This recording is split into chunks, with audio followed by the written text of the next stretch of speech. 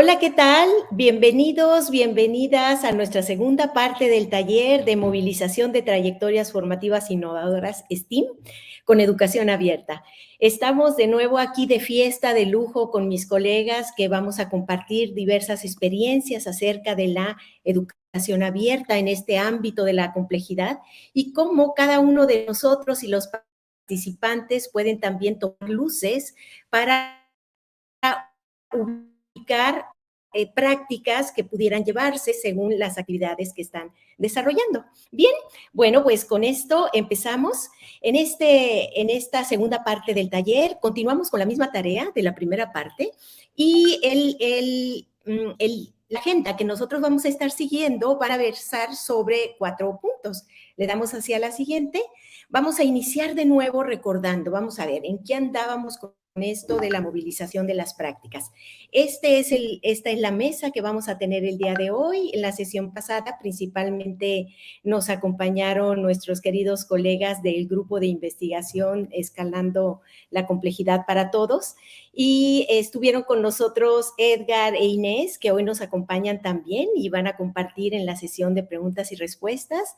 Y el día de hoy, principalmente, nuestras colegas Diana, Romina y Marcela nos van a hablar de diferentes prácticas abiertas como para seguir disparando la imaginación de dónde podemos llegar a centrar nuestras actividades. Desde esa perspectiva, les damos la bienvenida a todos los que nos acompañan. Muchísimas gracias por estar de nuevo en esta segunda parte del taller. Y la agenda con la que vamos a estar aquí compartiendo en la siguiente, vamos a entrar a recordar los elementos clave en donde estábamos con nuestro curso taller. Esos elementos clave eran sobre, digamos, 3 grandes conceptos, 3 grandes ideas, en donde entra, por un lado, la complejidad, los ambientes complejos en los que nosotros tenemos una oportunidad de incidir. Por otro lado, estaban las áreas de mejora y concretamente con la innovación educativa basada en la evidencia, les hacíamos una invitación para las tareas de este curso taller y en una tercera área también vimos en qué consistían estas prácticas abiertas. En este sentido, estos eran como los conceptos clave y luego en la mesa, en el panel, vamos a ver diversos ejemplos que nos van a ayudar a escalar nuestro pensamiento hacia nuevas perspectivas y horizontes que nos permiten la educación abierta. Vamos también a mencionar en qué consiste los 2 entregables de este curso taller para la acreditación. Y estos 2 son una encuesta precisamente de pensamiento complejo y la otra consiste en ubicar 3 referencias, 3 innovaciones prácticas. Bueno, esa es nuestra agenda para el día de hoy y en el primer punto quisiera retomar, de nuevo invitarles a recordar porque en un momento les vamos a hacer unas preguntas. Vamos a retomar cómo las trayectorias formativas en este ámbito de la complejidad nos puede dar muchas posibilidades. En los ambientes tan diferentes que vivimos y con tantas incidencias de todos los sectores, el ambiente se vuelve, digamos, retador para contemplar todas las acciones cuando nosotros queremos llevar a cabo prácticas formativas. Y en especial, la competencia de razonamiento para la complejidad va sobre 4 grandes tipos de pensamiento: el pensamiento sistémico, el pensamiento científico, el pensamiento crítico y el pensamiento innovador, que nos permite impulsar esas posibilidades de creación y de búsqueda de soluciones a las problemáticas en las cuales nosotros estamos inmersos. En términos amplios, esta es la idea. Le damos hacia la siguiente, por favor. Y entonces, en este ámbito, cuando nosotros realizamos una búsqueda hace poco, estábamos en unas reuniones de trabajo en nuestro grupo de investigación y nos compartían que hace unos días, el 9 de febrero, en la base de datos Scopus, concretamente en Cibal, que es uno de los componentes dentro de la base de datos Scopus, cuando se colocaban las palabras de razonamiento para la complejidad y pensamiento complejo, aparecían, es un término muy nuevo en la literatura, hay muy poco escrito aún sobre él, y 227 artículos que se encontraron en los últimos años, del 2016 a la fecha, y estas son las temáticas que convergen cuando en estos escritos trabajan sobre el tema de pensamiento complejo. Y entonces nosotros podemos ver en estas palabras, en esta nube de palabras, aquellos temas en donde se está dejando de escribir, son los de color azul, y donde está yéndose hacia arriba el interés por escribir o por evidenciar términos de pensamiento complejo. Y ahí vemos cómo resalta, precisamente vean las oportunidades que tenemos en nuestro curso taller. O sea, resaltan posibilidades para la formación en los estudiantes, en los profesores, perspectivas, competencias, interdisciplinariedad, currícula, educación en las ingenierías, toma de decisiones. Y estas palabras claves nos dan luces como para decir dónde podemos nosotros tener una incidencia y llevar a cabo acciones formativas en este ámbito que aporten hacia el desarrollo de esta mega competencia de razonamiento para la complejidad.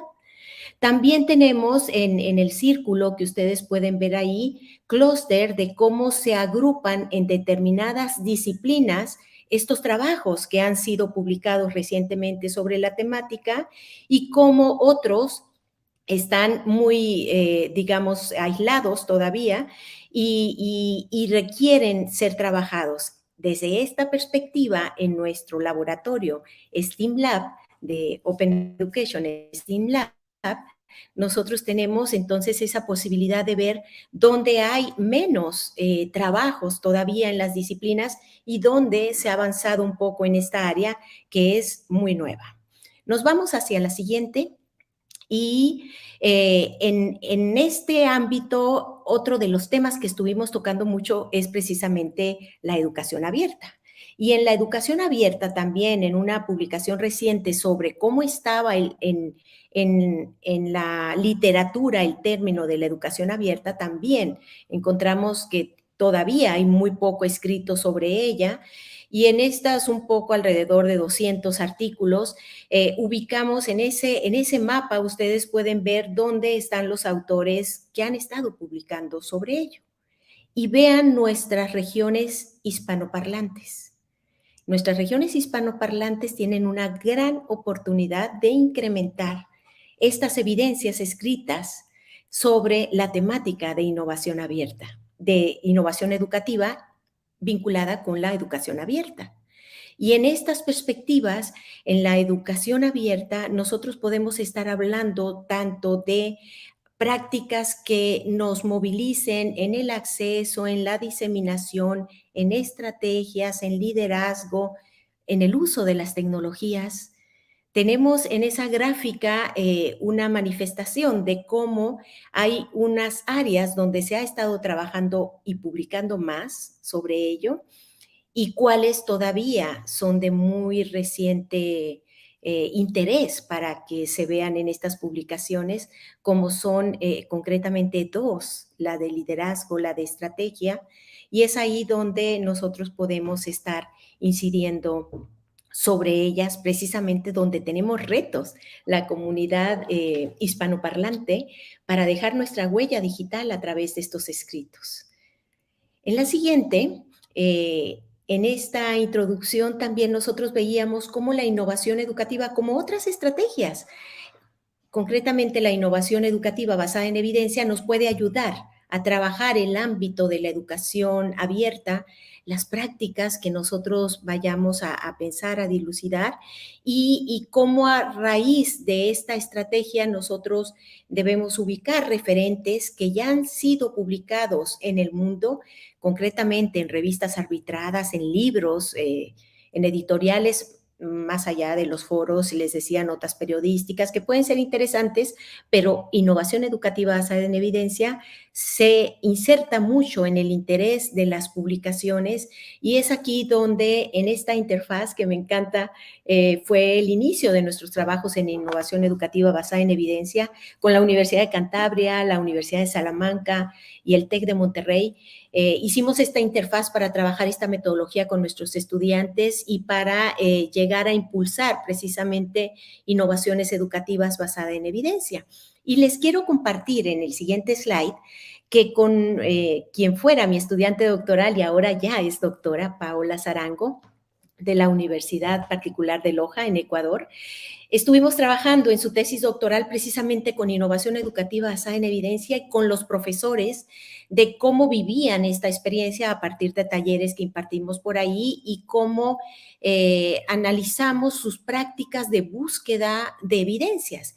Recordemos que IEBE, por sus siglas, IEBE inicia buscando evidencias parecidas a la que nosotros queremos llevar a cabo con miras a conocer de qué manera la han utilizado o cómo la han estado trabajando otros referentes en la literatura. Y entonces nosotros aquí nos pusimos a analizar cómo los profesores concretamente hacían sus búsquedas. Encontramos esto, en esta publicación pueden ver que los sitios donde buscaban los profesores, en este caso, eran en Google Scholar, en Scopus, en reportes oficiales y también se iban a sitios de acceso abierto. Hace 2 días les mencionaba el DOAJ, el Directorio de Acceso Abierto. En ese directorio de revistas de acceso abierto, DOAJ, se lo recomiendo muchísimo porque está la indización de las revistas abiertas y también ahí tenemos una gran oportunidad. Y a eso hace referencia con el Open Access Information que se manifiesta aquí. Science Direct era otra, Mendeley, y estos eran los lugares donde los profesores iban a buscar. ¿Y cómo los buscaban? Los buscaban, aquí en la gráfica de la derecha pueden ver que iban concretamente, ellos lo ponían como palabras claves, que fue una recomendación que yo les hacía hace 2 días, que cuando busquen sobre un tema, coloquen ese tema entre comillas para darles una idea de la palabra clave. Y entonces principalmente los profesores usaban las palabras clave. También se iban a buscar autores específicos que sabían que se trabajaban sobre el tema. Muy poquitos usaban los operadores booleanos. Y aquí los amigos de biblioteca a mí me encanta, son estratégicos para enseñarnos técnicas de búsqueda. Los conocedores de las áreas de biblioteca, los bibliotecólogos, ellos son unos crack para encontrar la información y usan mucho los operadores booleanos como el AND, OR, donde permite vincular términos, lo que uno esté buscando y el siguiente término o el siguiente término, y usan las comillas, usan paréntesis, y los operadores booleanos nos ayudan con esta ubicación más fácil de estos referentes. Pues esto era como estaban los profesores buscando sus innovaciones educativas para basar su evidencia. En la siguiente, entonces, pues los vamos a invitar a reflexionar. Vamos a ver si los invitamos por aquí a reflexionar. Y tenemos ahí una primera pregunta que les hacemos. Vamos a entrar a Slido y yo le pregunto aquí a Inés si vamos a cambiar el numerito que está ahí o lo vamos a mantener. Entonces, es otro código. No le hagan caso a ese numerito, ya me está diciendo Inés, que va a ser otro numerito el que vamos a usar. Les solicitamos que entren a slido.com y que usemos este numerito, 994587. 994587, y vamos a entrar con esa primera pregunta que les hacemos, por favor. En esta pregunta estábamos viendo ahí de qué manera estamos nosotros también ya entrando. ¿Cuál ha sido tu principal aprendizaje en este taller hasta este momento? ¿Cuál ha sido? Esa es la primera y pues les pedimos que den ahí unas respuestas, por favor. El numerito aquí ya está actualizado, es el 994587 cuando entran a slido.com y en un momento vamos a ver qué es lo que nos dicen ustedes sobre esta reflexión. ¿Qué es lo que se ha aprendido hasta este momento?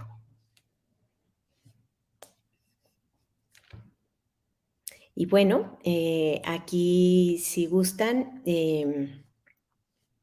se proyectamos ahora la pantalla de Inés, que me va a ayudar, por favor.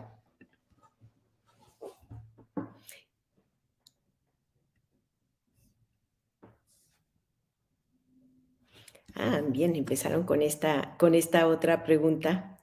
¿Qué tipo de razonamiento para la complejidad estás trabajando en este curso? Y están precisamente insertando estas reflexiones.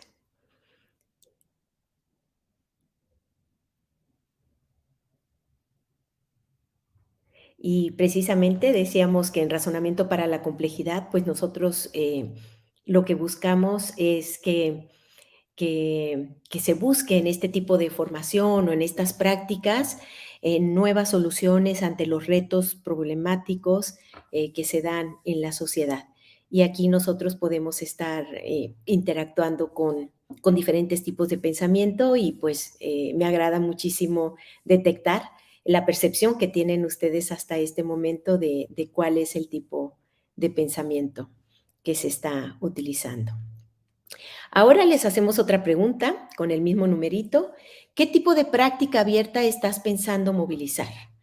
¿Cuál es hasta ahora la que ustedes están pensando mover en sus trayectorias, desde el rol que desempeñan, ya sea como docentes, directivos, estudiantes, padres de familia?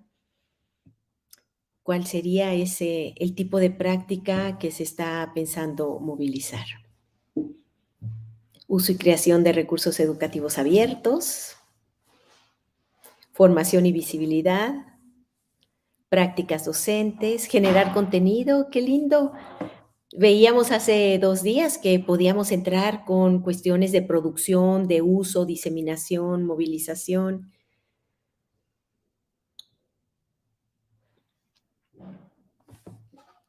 Liderazgo eficaz, robótica. Aquí ya hay también coincidencias con Edgar, que ayer nos hablaba sobre ello. La práctica, la formación. Bueno, pues ahí tenemos un sinfín de prácticas abiertas donde podemos nosotros llegar a tener incidencias y donde podemos seguir trabajando sobre ellas. Cada uno, portafolio digital, investigación, habilidades blandas, la creación de contenidos, prácticas de educación 4.0, la diseminación. Sí, todas estas prácticas son sustanciales para trabajar precisamente sobre ello y sobre lo que aquí estamos buscando. Me alegra mucho encontrar estas reflexiones porque se está abarcando tanto las áreas de liderazgo que acabamos de ver, que son de las más ausentes todavía en la literatura, y de la docencia, de las prácticas, el uso de las tecnologías para auxiliarse, la diseminación, la capacitación, vincularlo con innovación educativa, enseñanza abierta, la producción y la creación de contenidos.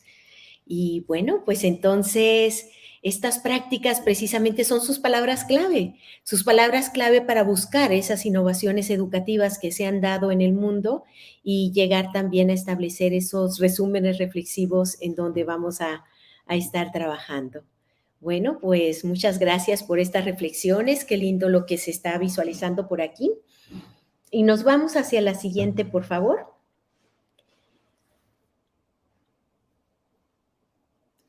Al final le vamos a hacer la pregunta de cuáles son los aprendizajes que se han dado hasta este momento en la última, ya al final de este taller. Le vamos a dar hacia la siguiente. Y aquí entonces vamos a pasar al panel con nuestras panelistas que nos van a compartir prácticas abiertas para seguir nosotros disparando ideas de qué es lo que podemos hacer en el ámbito de la movilización, de la complejidad y de la innovación educativa, donde nosotros queremos entrelazar precisamente las acciones hacia donde vamos. Les dejo con Romina Morales y ella es integrante de Innovec, ya la conocieron también en los anteriores talleres. Y bueno, adelante Romina, un gustazo que estés con nosotros. Muchas gracias. Muchas gracias, Marisol, por permitirnos nuevamente estar aquí con ustedes. Y bueno, el día de hoy yo les voy a platicar un poco acerca de un recurso que desarrollamos en Innovación en la Enseñanza de la Ciencia con apoyo de UNESCO y Fundación Siemens. Es la adaptación del programa Experimento 4 Plus, Exploro mi mundo y cuido mi cuerpo, y está dirigido específicamente a la enseñanza de la ciencia en nivel preescolar, con un plus que es el enfoque de género, que, bueno, sobre todo en estas fechas está muy hablado y es muy importante seguirlo poniendo sobre la mesa. Como un poquito de introducción, les quiero platicar que en México la educación preescolar se volvió obligatoria apenas hace unos años, a partir del ciclo escolar 2004-2005, y esto implicó una serie de cambios importantes, ya que antes este nivel educativo, como no era obligatorio, pues solo favorecía lo que era cantos y juegos, y con ello buscaban desarrollar en los niños y en las niñas lo que es la motricidad fina, la motricidad gruesa y demás. Una vez que decretan la obligatoriedad de la educación preescolar, pues es necesario ofrecer recursos y materiales para que cada estudiante pueda mejorar su inserción en la primaria, pueda mejorar sus habilidades y no quede nada más en esta parte de los cantos y juegos, sino que realmente tengamos un contenido rico para proporcionarse. A partir de esto, vamos a empezar con algunos datos un poquito duros y alarmantes. Me ayudan con la siguiente diapositiva, por favor. Y empiezo con esto para poder resaltar la importancia de incorporar la equidad de género en el nivel preescolar, en un nivel donde muchas veces pensamos que los estudiantes son muy chiquitos, que quizás no pueden lograr comprender todos estos temas tan complejos. Pero fíjense que de acuerdo a la ONU, a la Organización de las Naciones Unidas, en el mundo encontramos que tenemos en el campo de los hombres, llegan a la licenciatura un 37% en comparación con un 18% de las mujeres, es más de la mitad. En cuanto a maestría, tenemos un 18% en varones y en mujeres solo el 8% llega a tener un nivel académico de maestría, y bueno, en doctorado está el 6% con los hombres contra el 2% de las mujeres. Todo esto nos indica claramente que las mujeres tropiezan con importantes obstáculos en la transición que lleva toda su vida educativa y sobre todo en los grados escolares básicos hasta los últimos eslabones. Es por esto que se pretende con estas actividades pues poner un foco de atención en esta parte de género y que puedan también tener herramientas para que después puedan aprender a conciliar entre esta vida educativa y bueno, que pueda permear en su vida privada. ¿Me ayudan con la siguiente diapositiva, por favor? Gracias.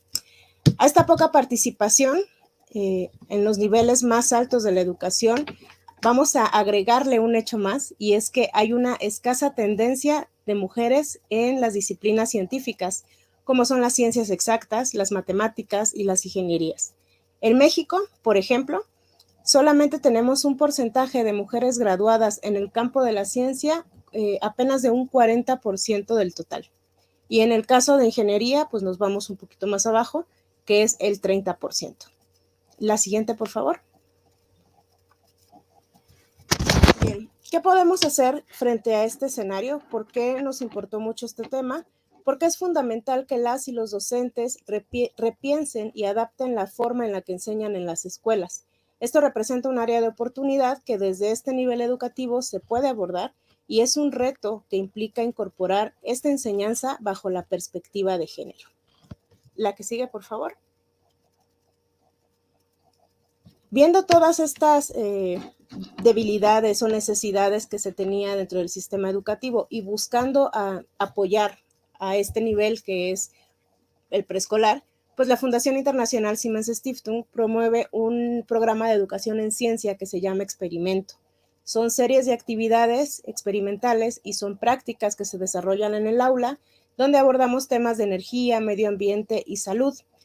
¿Qué se hizo con estas actividades? Se adaptaron y se buscó implementar aquí en México. ¿Por qué? Porque no es lo mismo un contexto en el que podamos tener una serie de actividades que solo sean experimentos como tal, a poder darle una secuencia que les pueda servir a los profesores para incorporarlos en el sistema educativo mexicano. ¿Me ayudan con la siguiente? Bien. En febrero de 2017 se llevó a cabo el Foro Consultivo Internacional, donde se diseñó una metodología para la enseñanza de la ciencia con perspectiva de género enfocado solo en el nivel preescolar.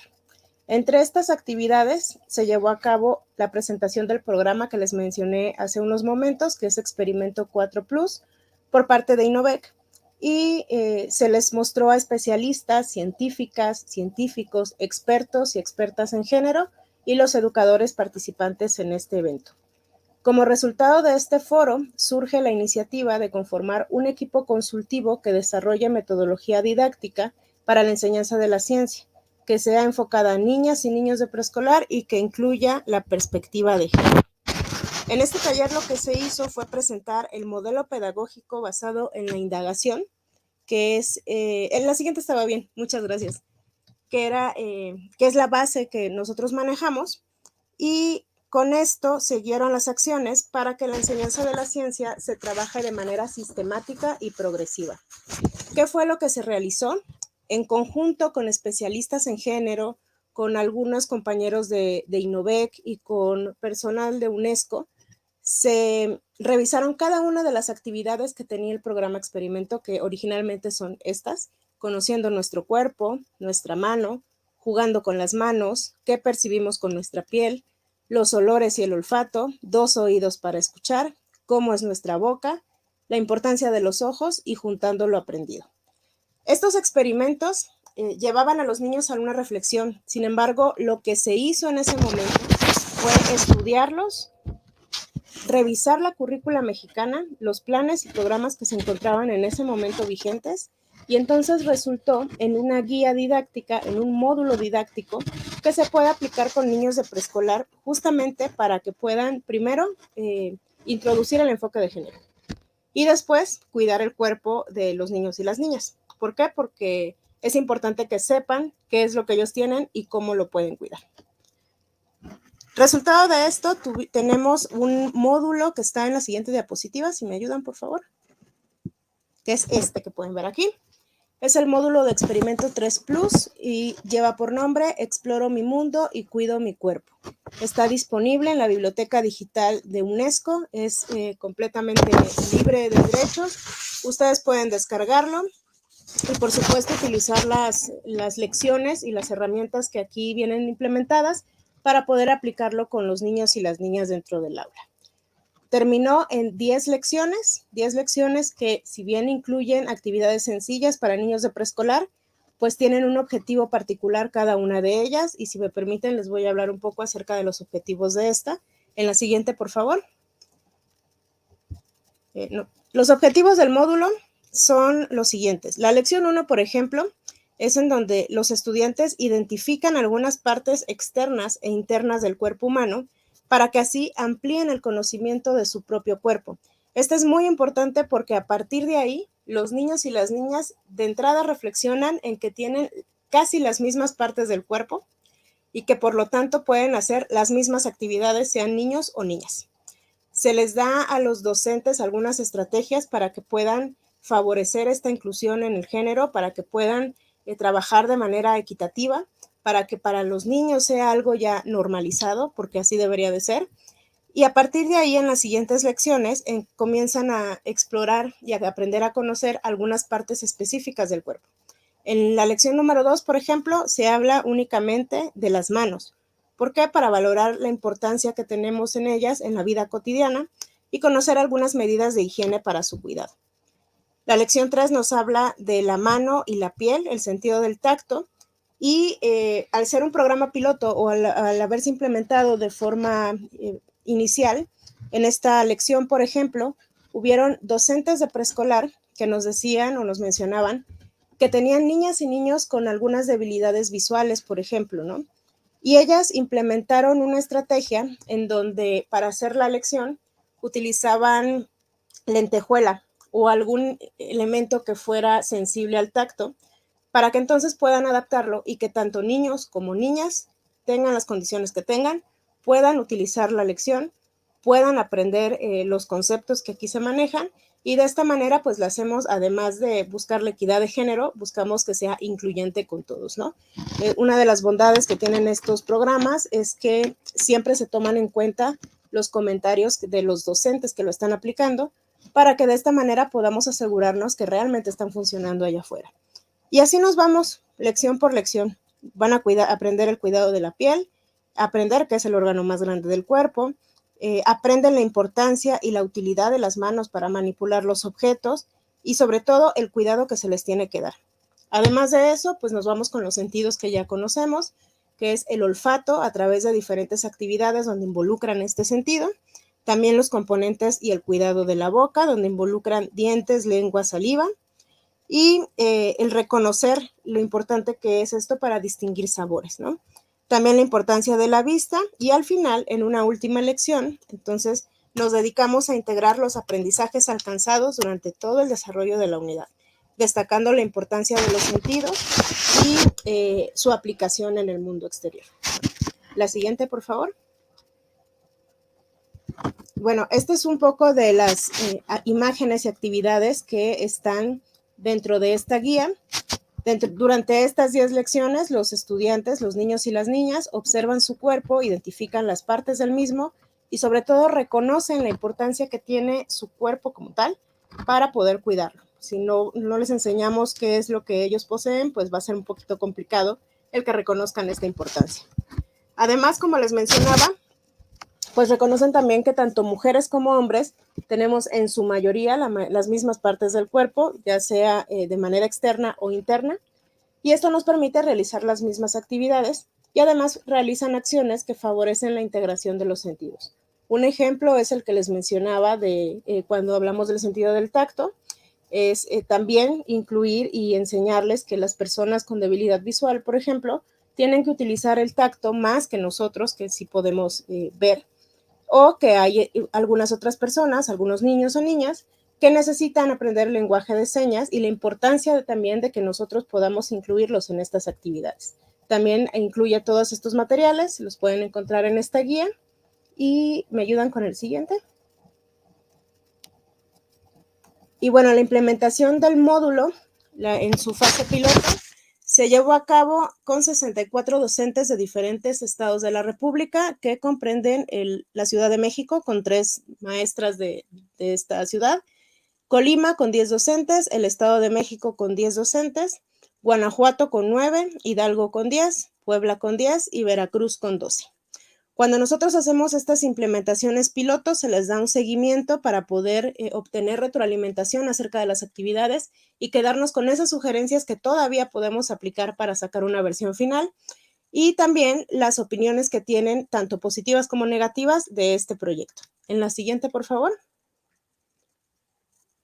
Algunos de los comentarios que los docentes nos realizaron cuando realizamos esta implementación es que las niñas y los niños hacen énfasis durante las actividades en reconocer que no existen cosas de niños y de niñas, sino que pueden utilizarlo de manera indiscriminada, que es un módulo adecuado para promover la equidad de género en las y los estudiantes, permite a los docentes adecuar los materiales para generar nuevas actividades y nuevos instrumentos para utilizar dentro del salón de clases, e incentiva la participación equitativa de niños y niñas, así como la integración y trabajo colaborativo entre ellos. Y me parece que esta es la última. No sé si me pueden ayudar con la siguiente. Sí, esta es la última. Y bueno, esto se lleva a cabo con diferentes preescolares, con diferentes estados de la República, y como les mencioné, los invito a que revisen la página de la UNESCO.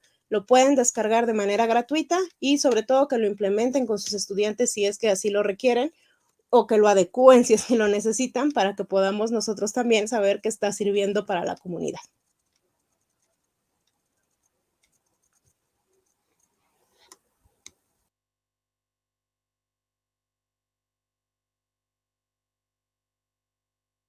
Buenas tardes a todos y a todas.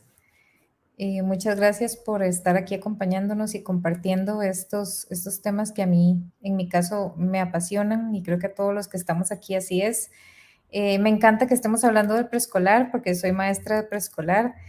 Esa es mi primera formación y creo muchísimo en el trabajo que debemos hacer desde la primera infancia para motivar y para potenciar todas esas capacidades que los seres humanos tenemos, ¿verdad? Entonces, de hecho, esto que les voy a exponer son algunos de los proyectos que hemos hecho, que hemos trabajado, y siempre me gusta decir que el invitado más pequeño que hemos tenido disfrutando del laboratorio de fabricación fue un bebé de 8 meses, que llegó con su familia, y cuando vio que todos en la familia estaban haciendo cosas, él también, cuando vio el agua y cuando vio que el agua sonaba, entonces él también interactuó con esos elementos. Entonces, me parece que debemos darle muchísima importancia a todos estos temas y a estas poblaciones. Entonces, bueno, en mi caso yo les voy a comentar un poco qué hacemos en el laboratorio de fabricación de la Universidad Estatal a Distancia aquí en Costa Rica.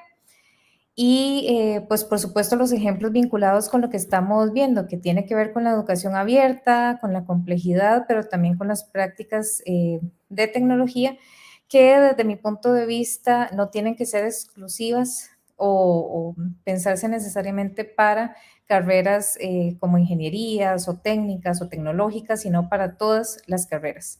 Y por eso busqué ejemplos que lo que demuestran es que este tipo de tecnologías de fabricación digital o de posibilidades de fabricación digital se pueden emplear en muchísimas áreas y no solo en áreas técnicas o en áreas, digamos, más de ciencias más exactas o de ciencias naturales.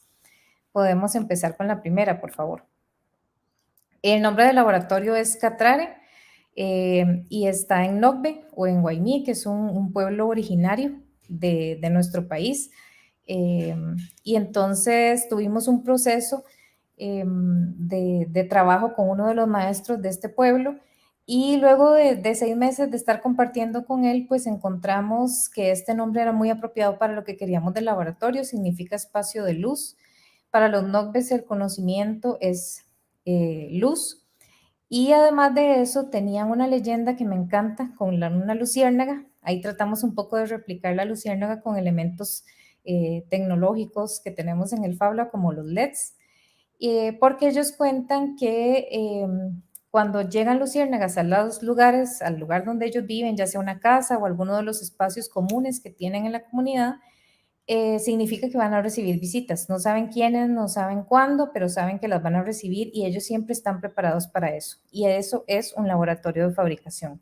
Es un espacio donde siempre debe haber apertura para recibir a las personas, no importa la edad, no importa las condiciones, no importa la duda o la pregunta que tengan, sino que es un espacio completamente abierto. Y ya desde aquí empezamos entonces a replicar esa necesidad de compartir lo que hacemos y de compartir también la parte de las dudas, de las inquietudes, de las posibilidades que a veces las personas tienen una idea pero no necesariamente saben cómo desarrollarla, entonces de las posibilidades que este tipo de tecnología nos brinda. Siguiente, por favor. Nosotros, si bien es cierto, tenemos objetivos y el proyecto está inscrito como un proyecto de investigación y todo, así como no encontrábamos un nombre que pudiéramos decir con palabras que estemos acostumbrados a utilizar, tampoco iniciamos con esa redacción de objetivos, iniciamos con un manifiesto. Y en ese manifiesto lo que queríamos era plasmar cuáles son las poblaciones con las que a nosotros nos interesaba trabajar, pero también en qué cosas creíamos y cuál era la visión del lugar que nosotros queríamos crear, y sobre todo los perfiles de las personas a las que nosotros aspirábamos que los que tuvieran la posibilidad de trabajar en ese espacio, pues cuáles eran esos perfiles que nosotros queríamos que ellos llegaran a desarrollar después. Si ustedes los ven ahí, bueno, no lo voy a leer todo ahora, pero ahí les va a quedar compartido. Y lo que nosotros queríamos era pensar que las personas tenemos la capacidad de ser artesanos, de ser invertores, de ser artistas, de ser creadores, que transformamos. Hay una amiga que dice que podemos transformar el metro cuadrado en el que nosotros estamos y empezar por ahí, ¿verdad? No necesariamente tenemos que pensar en hacer una transformación enorme o en toda la institución donde estamos, sino dentro de nuestro metro cuadrado, qué es lo que nosotros podemos transformar. Y entonces vean que ahí no estamos mencionando perfiles que sean de un área tecnológica o técnica, sino que estamos hablando de la creatividad implementada o integrada en diversos perfiles y en diversas áreas que al final son las que van a enriquecer lo que hagamos. La siguiente, por favor. Esto es algo que siempre resalto. Si bien cuando uno habla de laboratorio, de tecnología, de robots, de equipos, la gente siempre tiende a pensar que ese es el elemento fundamental, pero en este caso no es así. Y yo diría que en ningún caso. El talento humano es el elemento fundamental en cualquier espacio, en cualquier proyecto y en cualquier iniciativa.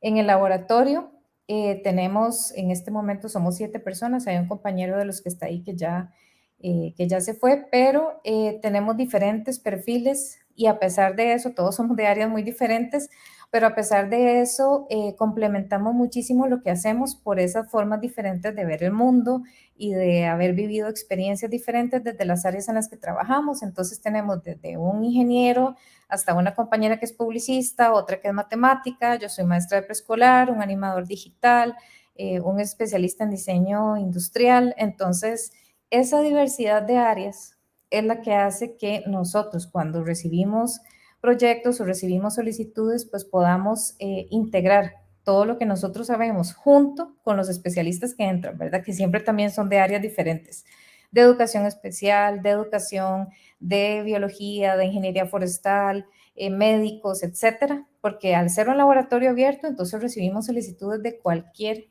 área del saber, ¿verdad? Y de cualquier persona.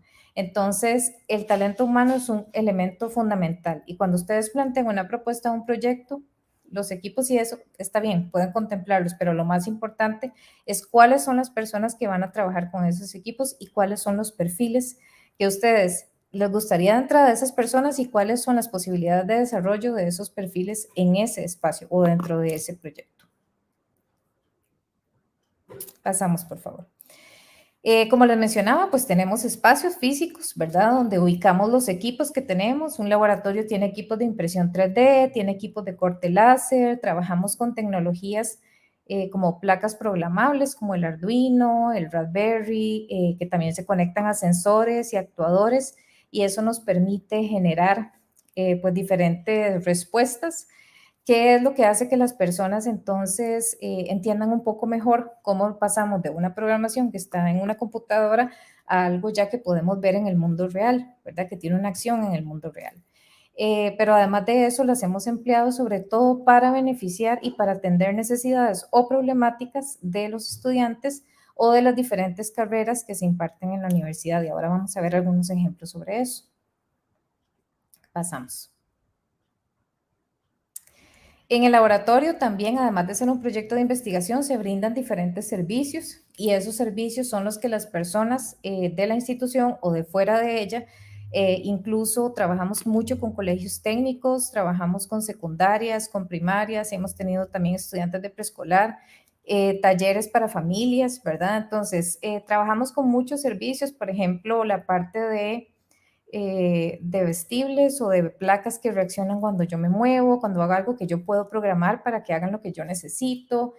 Trabajamos con realidad aumentada, con design thinking, que es la manera en la que planificamos o diseñamos las propuestas o las iniciativas que vamos a trabajar y cómo determinamos cuáles van a ser nuestros públicos y además, la parte más importante, cuáles son las posibles soluciones que tenemos a esas situaciones que se nos están presentando. Y ahí ustedes pueden ver otros servicios que también trabajamos y eso se ha ido ampliando conforme el laboratorio ha ido pues creciendo y madurando en el tiempo, ¿verdad? En este momento tenemos 8 años de existencia.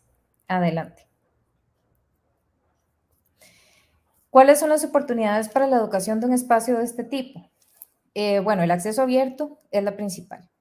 Cuando no ponemos restricciones, y esto se aplica a todo, ¿verdad? Ahora que vamos con Marcela las posibilidades de lo abierto, del movimiento abierto, nos vamos a dar cuenta que lo abierto nos abre cualquier cantidad de posibilidades que si no estuviéramos en esa línea, no tendríamos, ¿verdad? Ni siquiera conoceríamos porque estaríamos cerrados en lo mismo siempre o limitándonos nosotros mismos en lo que podemos hacer.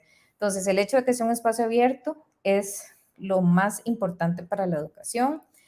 No tiene ninguna restricción, ¿verdad? Nosotros no tenemos ninguna restricción. Es complejo a veces manejar eso en una institución pública, pero es posible. Ya les digo que tenemos 8 años de hacerlo de esa manera. La parte interdisciplinaria, así como un día yo puedo entrar al laboratorio y ver a los compañeros haciendo pasos de ballet, porque estamos desarrollando un recurso para física, matemática, pero que se maneja con el ballet. Otro día puedo estar trabajando con un médico, otro día puedo entrar y hay un grupo de niños viendo cómo se hace una impresión 3D, ¿verdad? O puedo ver a un adulto mayor trabajando con un Arduino porque siempre quiso programar, pero nunca se animó, ¿verdad? Y el hecho de que él pueda ver en el Arduino con una luz o con algo que se mueve, lo que está programando es para ellos maravilloso, ¿verdad? La parte de la co-creación, que lo trabajamos muchísimo con los elementos que desarrollamos ahora para la atención de pacientes ante el COVID. De hecho, el proyecto que hicimos fue seleccionado por esa como ejemplo de esa co-creación que nosotros podemos hacer en un espacio de este tipo o con una apertura de este tipo. Aquí quiero dejar claro que no es necesario que pensemos que hay que tener un Fab Lab para hacer estas cosas, no, ¿verdad? Es la parte de pensar en abierto y además la posibilidad y la apertura que tengamos de crear en diferentes disciplinas. Bueno, la creatividad que aporta, ¿verdad? Porque a veces llegan problemas o llegan situaciones o llegan preguntas que no sabemos responder, ¿verdad? Y tenemos que ser flexibles también para, pues para, no solo para aceptar eso, sino también para crear, o sea, para estar anuentes a crear y aprender dentro de ese proceso que vamos a iniciar.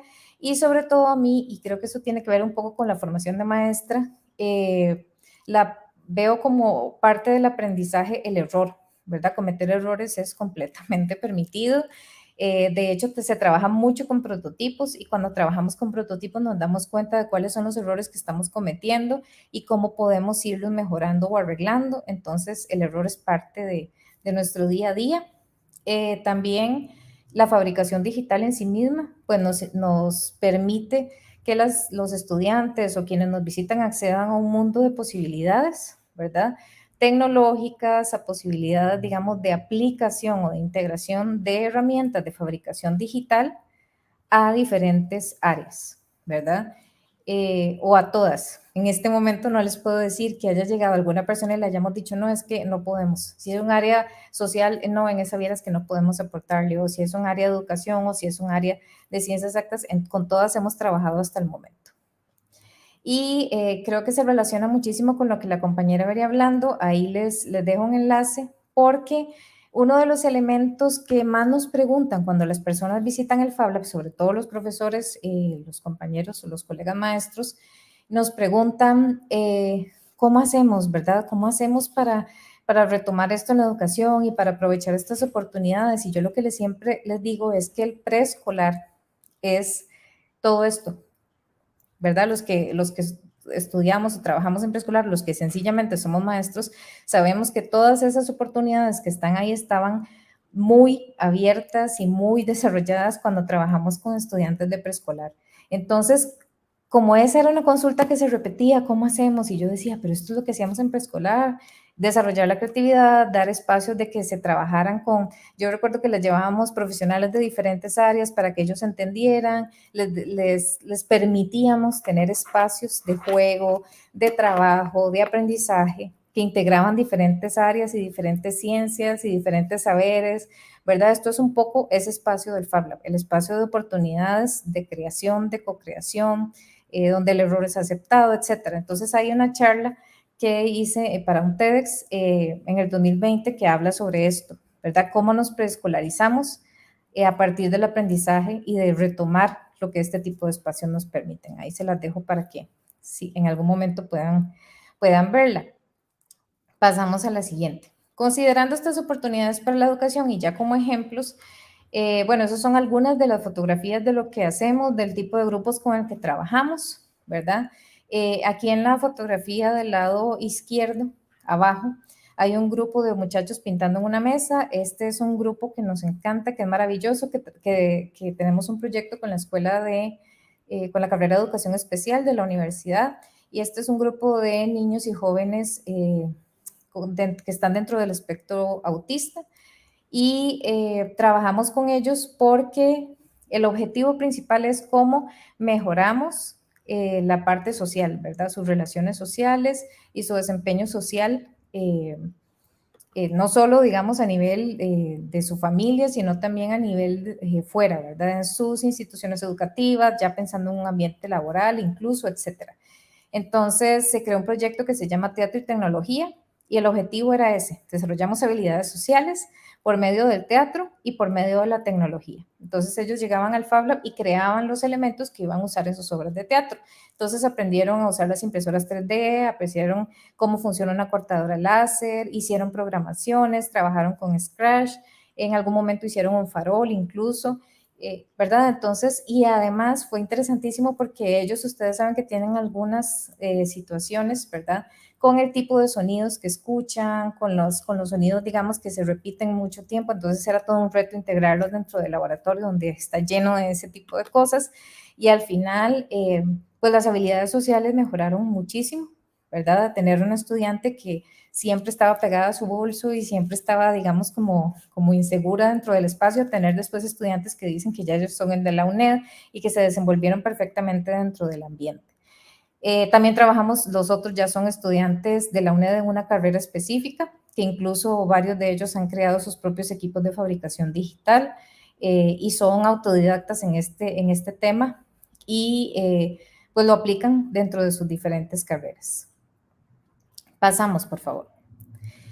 Con estos mismos chicos que les menciono, de teatro y tecnología, resulta que cuando vino la pandemia, no podían reunirse en el teatro, no podían hacer obras de teatro, y entonces esta fue una situación en que la directora en ese momento de la carrera nos decía, ¿qué hacemos con ellos? Entonces a ella se le ocurrió hacer retos para mandárselos a la casa, y nos dijo, quiero que el Fab Lab piense en mandarles retos a la casa que ellos puedan hacer, que puedan entretenerse y que puedan seguir pues conectados con lo que veníamos haciendo. Entonces, un compañero, Esteban, que trabaja en el Fab Lab, pensó 5 retos y los hicimos. Vean, ese que ustedes tienen ahí es un barquito que ellos ponen en el agua, ellos lo arman y está hecho con ligas y está hecho con material de desecho que teníamos en el laboratorio, unas partecitas de madera.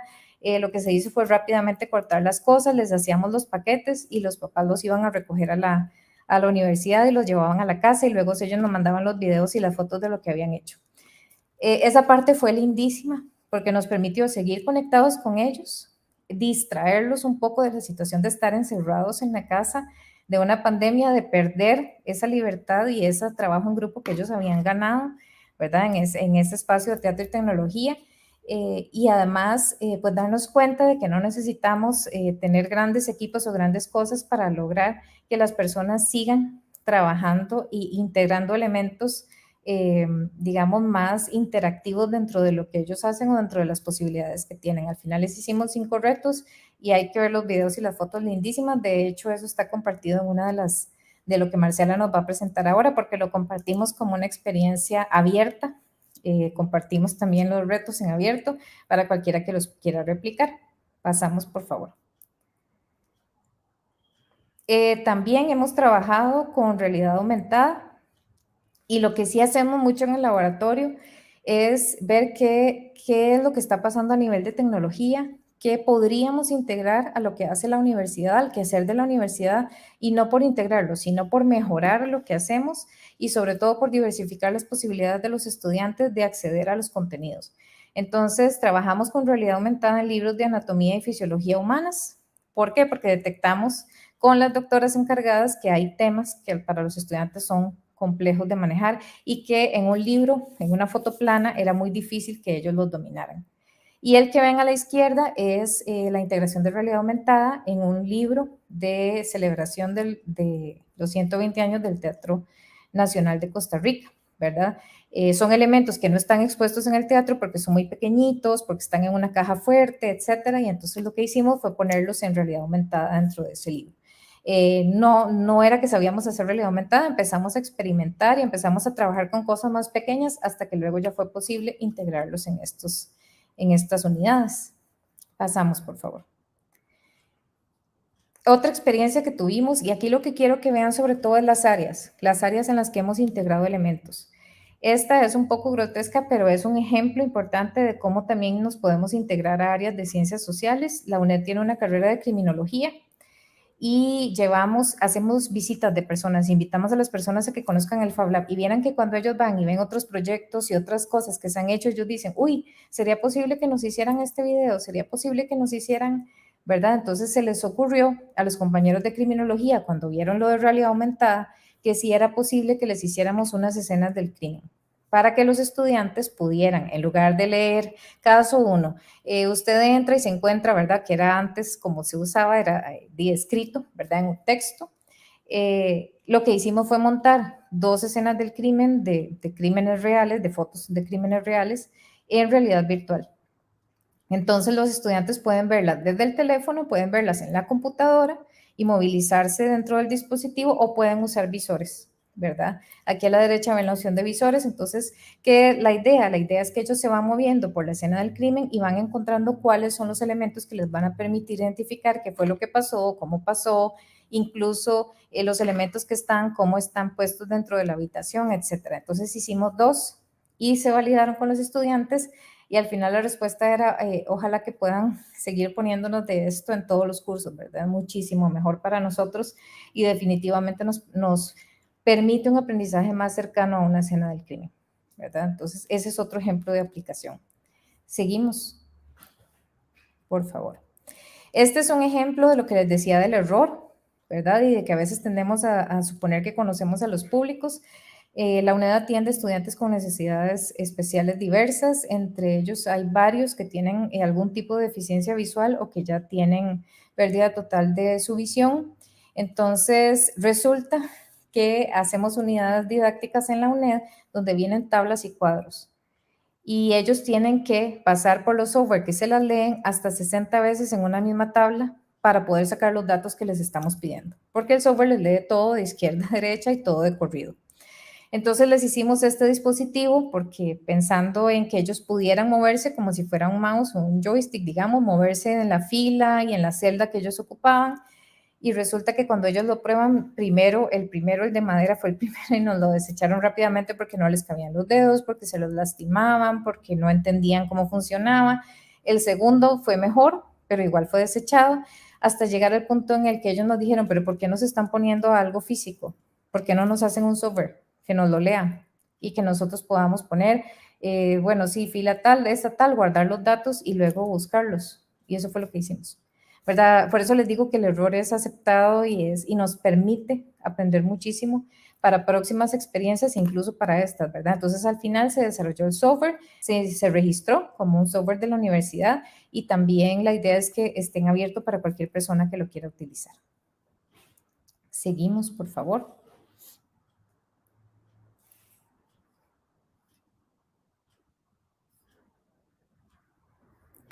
Ese es el primer modelo de utilidad que tiene la UNED. También salió del laboratorio de fabricación en un trabajo conjunto con la Escuela de Educación y la carrera de Educación Especial. Es una caja de luz. El costo de un aparato de estos en el mercado son más de $2,000 y hay que mandarlo a traer. Aquí en el país no se hacen. Y resulta que en 2 centros donde trabajan con muchos niños que lo requieren, solo tenían uno. Entonces, el uso que los niños le podían dar, pues era muy poco, ¿verdad? Entonces, lo que hicimos fue hacer prototipos de esta caja de luz en conjunto con las compañeras y con las especialistas. Se validaron esos prototipos y llegamos a este que es el prototipo final, ya con las observaciones de las docentes, luego de la prueba con los estudiantes y nos dimos cuenta de las enormes posibilidades que tiene, que no era solo para la situación o lo que se había pensado, digamos, que es para atender a niños que se considere que tienen algún tipo de dificultad visual, sino que descubrieron las maestras en el uso de que tiene más colores que la caja que ya se usa y otro montón de cosas, las posibilidades que les brinda de atender a otro tipo de estudiantes también. Entonces, cuesta aproximadamente $70 y estamos en el proceso de hacer talleres con las docentes para que ellas y los padres de familia de esos estudiantes los fabriquen y los puedan tener a disposición siempre. Pasamos, por favor. También trabajamos con médicos, como les decía, en este caso con cirujanos maxilofaciales o odontólogos, porque resulta que, bueno, a veces tienen pacientes en los que requieren probar ese tipo o que van a requerir utilizar ese tipo de piezas que ustedes ven ahí. esas piezas son muy caras, tienen medidas específicas y resulta que pues a veces es un poco batear, digamos, seleccionar la pieza a lo que ellos creen y tomar medidas a personas que incluso han tenido accidentes de tránsito, por ejemplo. Entonces, con este cirujano maxilofacial lo que hicimos fue trabajar a partir de un TAC, cómo hacemos una impresión 3D de ese TAC de esa persona, y ellos utilizan las impresiones que nosotros hicimos de la mandíbula o de diferentes partes para planificar la cirugía. Entonces, por ejemplo, tuvimos una niña que tuvo un accidente bastante grande, ¿verdad? Toda la cara casi que hubo que rehacérsela, y imprimimos toda esta parte de esa niña, y la cirugía que estaba planeada para durar 15 horas, duró 3 horas menos de lo planificado, porque ya había un trabajo previo que había hecho el cirujano y ya había seleccionado las piezas y quedaron exactas, incluso ya las había moldado a lo que se ocupaba. Esa es otra posibilidad de aplicación. Pasamos, por favor.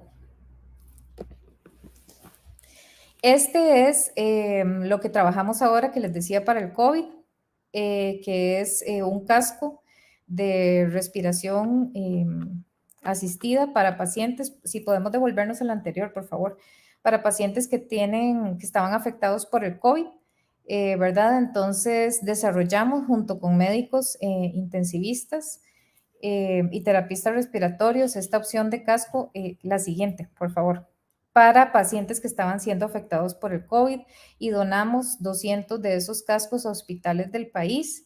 Y ya les digo, aquí nunca habíamos tenido experiencia haciendo este tipo de cosas, pero lo más rico de esto es que si las personas tienen el interés de trabajar en grupos interdisciplinarios donde todos estemos abiertos a aprender, pues ya la tarea se hace muchísimo más fácil. Y lo que nosotros hicimos para el COVID, que hicimos varios dispositivos, pues se pusieron en abierto y se compartieron incluso con otros países. Las válvulas que tiene este casco, de hecho, nos las compartieron unas de España y otras de Italia, que ya los Fab Labs que estaban en esos países las tenían y nos las compartieron para que las pudiéramos adaptar.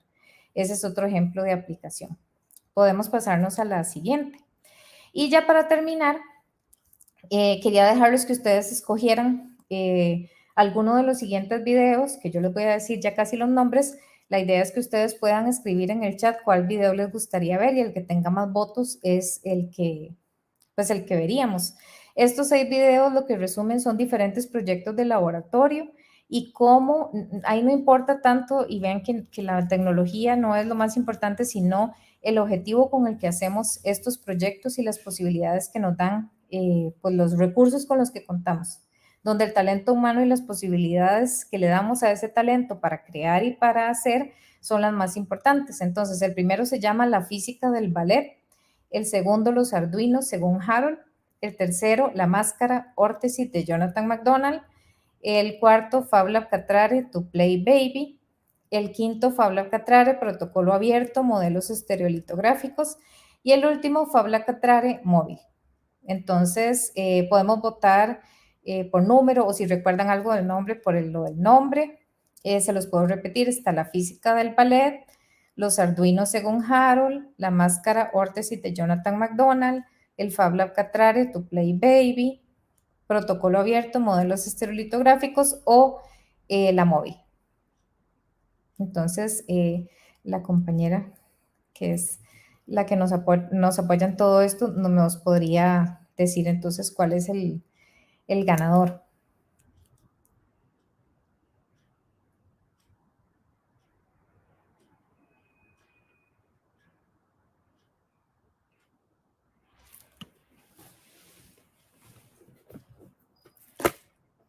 Ustedes me avisan si sí están votando.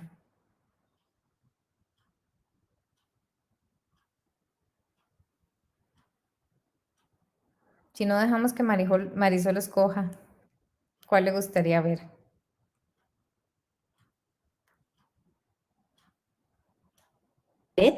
Que les llama la atención y pues si les parece, vemos ese. Yo tenía ganas de ver el Fab Lab también, el móvil que está ahí abajo, pero luego entraré. Ahora vamos a votar más por física del ballet. Votaron por el de física del ballet.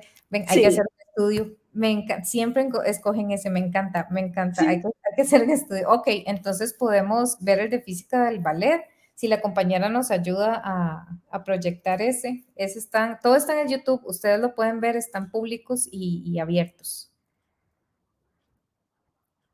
I think we should explore a few solutions. Grammarly suggestions catch when your tone.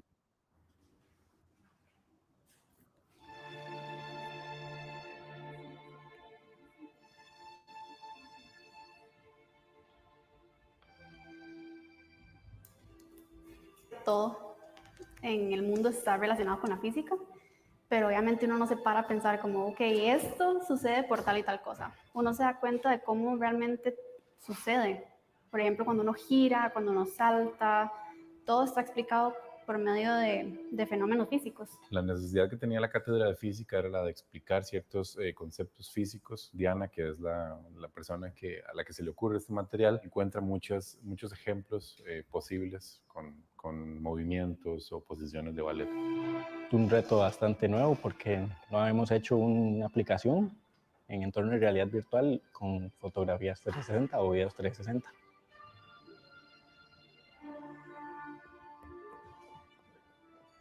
En este material, la idea es centrarse en los conceptos que rigen la mecánica rotacional. Hablamos del centro de gravedad, del torque, del momento de inercia. Primero fue construir el guión, después de ahí, como no recuerdo dónde salió la idea de que sería genial grabarlo en el Teatro Nacional, entonces por ahí nos atrasamos tratando de conseguir una fecha en el Teatro Nacional para poder grabarlo y aportarle algo más al material. Bueno, uno de los momentos que más ilusión nos hacía era la conservación del momento angular y cómo se puede aplicar en la realización de giros en el ballet. Entonces, según la forma en que distribuyan la masa, la bailarina va a cambiar características de su movimiento, como son su velocidad angular, por ejemplo.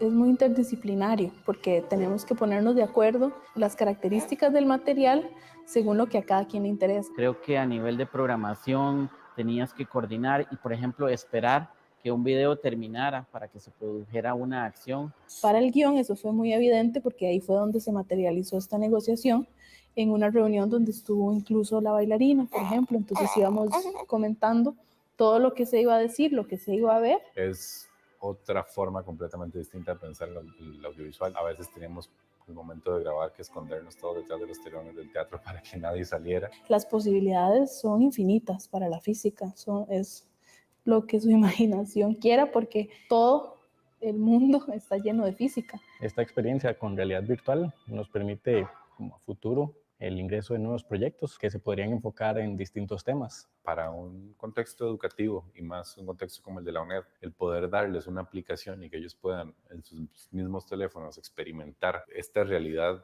virtual presenta posibilidades enormes.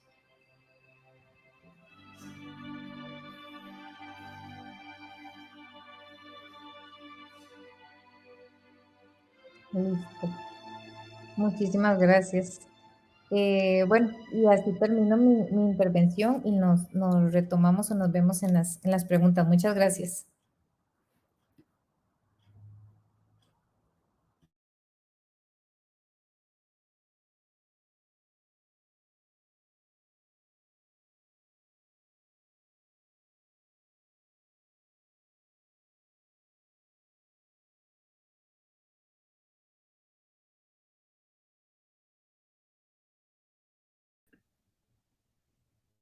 Marcela, ¿estarás por ahí? Más que me tienen backstage. Ah, muy bien. Adelante, Marcela.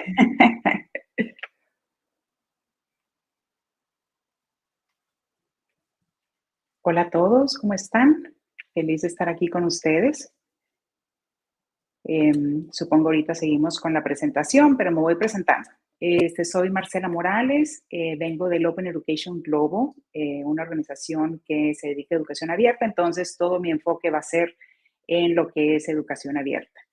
Y quería platicarles antes de, bueno, vengo con muchas invitaciones, quiero invitarlos a muchos lugares, quisiera antes de entrar a la invitación, platicar un poquito de lo que es la organización de Open Education Global, porque en sí, Open Education Global es una movilización de trayectoria formativa. Entonces, me pareció que era propio mostrarles este ejemplo de cómo una idea puede llegar tan lejos. Entonces, ahorita que podemos compartir la presentación para que vean una pequeña línea del tiempo que les preparé, se empieza el Open Education Global como el Open Education Consortium. ¿Quieren que me espere tantito? Estoy viendo en el chat, como ustedes me digan.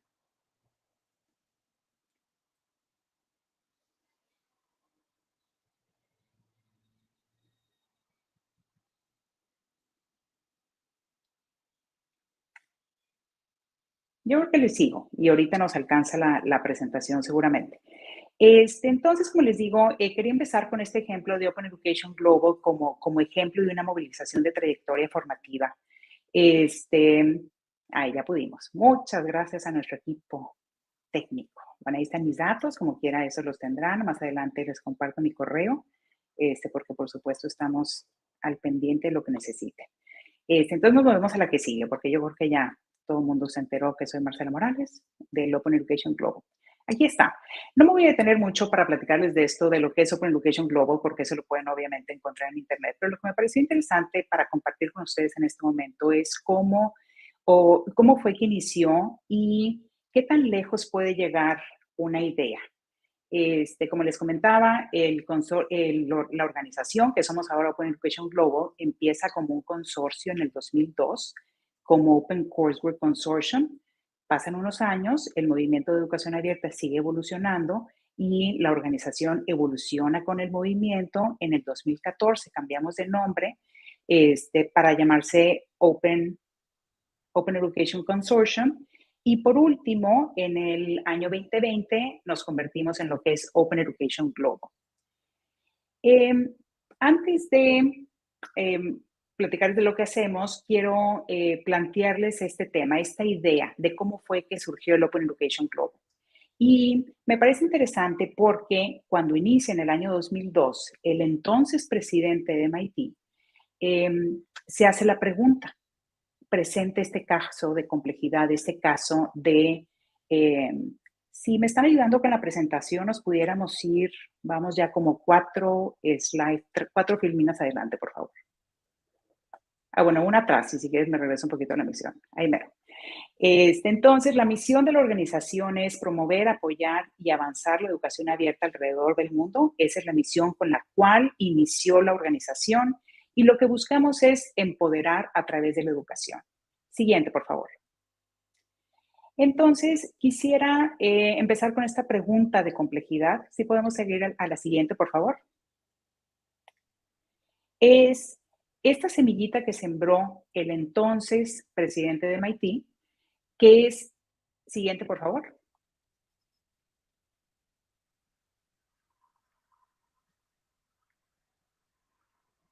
Inicia con 2 preguntas, que es cómo inicia el movimiento de OCW. Ahí está el caso que querían resolver. Y la pregunta era, ¿qué cambios provocará el Internet en la educación? ¿Y qué va a hacer la Universidad de MIT, que es de donde inicia esta organización? ¿Qué va a hacer MIT al respecto? Entonces, se plantea estas 2 preguntas sin saber exactamente para dónde iba, pero sabía que estaban siendo presentadas en esa situación, sabíamos que estábamos sumergidos en el Internet y que necesitábamos buscar una respuesta. Entonces, con esas 2 preguntas en mente, siguiente, por favor, dice, ¿qué innovación vamos a implementar? ¿Cuáles son las nuevas ideas? ¿Cómo podemos atar cabos entre la innovación, la creatividad y la educación abierta? Sabíamos que los recursos educativos abiertos ya eran algo en el mundo. Siguiente, por favor. Pero estos recursos educativos abiertos, al estar en el Internet, pues se amplificaron, ¿verdad? Estos bloquecitos, que es lo que conocemos como recursos educativos abiertos. Entonces, estos recursos educativos abiertos, él dice, los vamos a convertir en algo más, ahora con el Internet. Siguiente, por favor.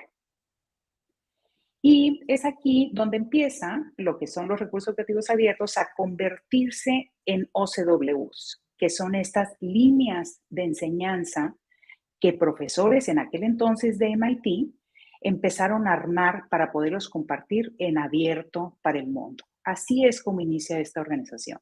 Entonces yo lo que quiero que vean es cómo esas dos preguntas con las que inicia el entonces presidente de MIT, esas dos preguntas siembran una semillita y esa semillita se convierte en lo que ahora les voy a platicar. Pero bueno, empezamos con los REAs, nada más para darles la línea. Los OCW son los que implementa la Universidad de MIT, luego vuelven los MOOCs, los libros abiertos, repositorios abiertos y cuál cantidad de otras modalidades que se han venido utilizando con los recursos educativos abiertos. Siguiente, por favor. Después de los recursos educativos abiertos, pues tenemos las prácticas educativas abiertas, que no me voy a entrar aquí porque yo sé que esos temas ya los hemos estado viendo en el seminario. Que es en realidad, tenemos los recursos, que son los contenidos en abierto, y las prácticas es cómo comparto esos contenidos. Entonces, siguiente, por favor. De los recursos educativos abiertos, cómo utilizar los REAs para la enseñanza. Llegamos a las prácticas educativas abiertas, tenemos, como lo hemos mencionado, datos abiertos, cultura abierta, pedagogía abierta y cuál cantidad de disciplinas que han implementado el concepto de compartir abiertamente en sus ejercicios profesionales. Siguiente, por favor. Y aquí es lo que les vengo a compartir. Después de que tenemos las prácticas educativas abiertas, que nos damos cuenta que al compartir enriquecemos todo lo que hacemos, el consorcio, que ahora nos llamamos Open Education Global, empezamos creando contenidos de OCW y ahora vemos que la riqueza está en el compartir, la práctica, no nada más los contenidos, sino las prácticas. ¿Y en dónde puedo compartir estas prácticas? Entonces, volvemos otra vez, teníamos esta pregunta, este caso de complejidad, y andábamos buscando una respuesta. Siguiente, por favor. Y aquí es donde nos damos cuenta que podemos crear espacios de colaboración con intereses específicos. Entonces, sabemos con seguridad que los recursos educativos abiertos y las prácticas educativas abiertas facilitan el aprendizaje y el proceso de enseñanza. Y la riqueza está en el compartir y colaborar. Entonces, ahora la pregunta es, ¿cómo me sumo a estas oportunidades que están en el mundo? Una cosa que se faltó comentarles fue que en este consorcio, en este organismo que es Open Education Global, hay universidades de alrededor del mundo que participan con nosotros y entonces nada más al hacer un puente con la organización, haces un puente con otras 300 universidades alrededor del mundo, 300 comunidades, profesores de todos lados que pueden contribuir a los ejercicios que nosotros estamos llevando a cabo. Entonces, siguiente, por favor. Lo que les quiero compartir en este caso son cuatro redes a las que se pueden sumar desde ya. Aquí empiezo con mis invitaciones. ¿Por qué las redes? ¿Por qué es importante compartir a través de una red o de una comunidad o un grupo? Porque creas estos espacios de apoyo, de comunicación que nada más se enriquecen, justo como lo comentaba Diana en su presentación, qué lindo es tener estos espacios abiertos como lo tienen en el Fab Lab. Decir, bueno, no es nada más lo que yo estoy haciendo, sino la riqueza que recibo cuando abro las puertas de lo que estoy haciendo. Entonces, muy importante la colaboración, poder promover lo que estamos haciendo, eso enriquece y motiva muchísimo. Cuando compartimos lo que hacemos, alguien más lo recibe del otro lado y pues recibimos retroalimentación que lo único que hace es que podemos enriquecer aún más esos contenidos. Entonces, la primera red que les quiero compartir, siguiente por favor. La doctora Marisol nos comentaba el martes, es el OELATAM. Este OELATAM les quiero platicar un poquito porque también es una movilización de trayectoria formativa. El OELATAM es un nodo regional adentro del Open Education Global y es un Open Education Latinoamérica, es su nombre, o educación abierta en Latinoamérica. Y entonces aquí, ¿con qué cuestionamiento empezamos? La pregunta con la que iniciamos fue, se estaba llevando educación abierta en general o muy predominantemente en la parte norte, en Estados Unidos, Europa y demás, y veíamos que pudiéramos, a pesar de que se estaban generando recursos educativos abiertos y prácticas abiertas, muchas de ellas no eran replicables en nuestra región latinoamericana. Entonces, empezamos con esa pregunta, con ese cuestionamiento o con esa intención de querer resolver. Entonces dijimos, bueno, si dentro del Open Education Global somos una comunidad internacional, ¿por qué no creamos un grupo, un nodo regional que atienda las necesidades exclusivas de América Latina? Y que no nomás las necesidades, sino también los contextos son completamente diferentes. Entonces, nace con la intención de compartir, de colaborar, de generar comunidad entre los países latinos, porque por supuesto con la bendición de compartir el idioma, que eso facilita muchísimo que podamos incluso intercambiar. Y también pues para crear estas conexiones y nuevas oportunidades de aprendizaje. Siguiente, por favor. Entonces, empieza el OE LATAM con estas tres intenciones. Una es atender las necesidades de la región, fomentar una red colaborativa y optimizar los recursos. Esta red empieza en el 2009, siguiente, por favor, teniendo 9 países participantes. Empezamos como todo, ¿verdad? Uno no puede esperar que vamos a empezar abarcando el mundo entero, sino vamos a ver, bueno, hicimos la invitación, 9 de los países de Latinoamérica aceptaron la invitación y tuvimos la suerte de que UNED en Costa Rica, justo Diana, que nos acaba de hacer la linda presentación, de recibirnos en su casa. Siguiente, por favor. Y con su casa me refiero a la universidad, ¿verdad? Estuvimos ahí todos compartiendo juntos cuáles eran las necesidades que cada uno de nosotros teníamos, ver si había espacios de convergencia, qué era lo que nosotros necesitábamos en nuestras propias comunidades. Cada uno expresó sus necesidades y dijimos, bueno, ¿qué podemos hacer juntos? Siguiente, por favor. De estas reuniones que se hicieron presencialmente y otro trabajo que se hizo en línea, se determinaron 4 líneas de trabajo. Queríamos saber el estado del arte, cuál era la situación de educación abierta en Latinoamérica. Identificamos que era muy importante hacer capacitación docente, que necesitábamos políticas y estrategias de educación abierta y que hacía falta infraestructura. Esto fue en el 2009. También un poco en línea con lo que Diana estaba diciendo de que los errores son parte del proceso. También suceden cosas en la vida que nos hacen tomar diferentes caminos. Entonces, siguiente, por favor. En el 2019 empezamos con esas 4 áreas que les acabo de comentar. Pero luego la situación de la pandemia y de COVID nos trajo a todos muy ocupados, como todos lo sabemos. Dijimos, bueno, podemos dar una pequeña vuelta de momento. Ahorita necesitamos enfocarnos en lo que está sucediendo en el mundo y las necesidades que cada una de nuestras comunidades está tratando de atender.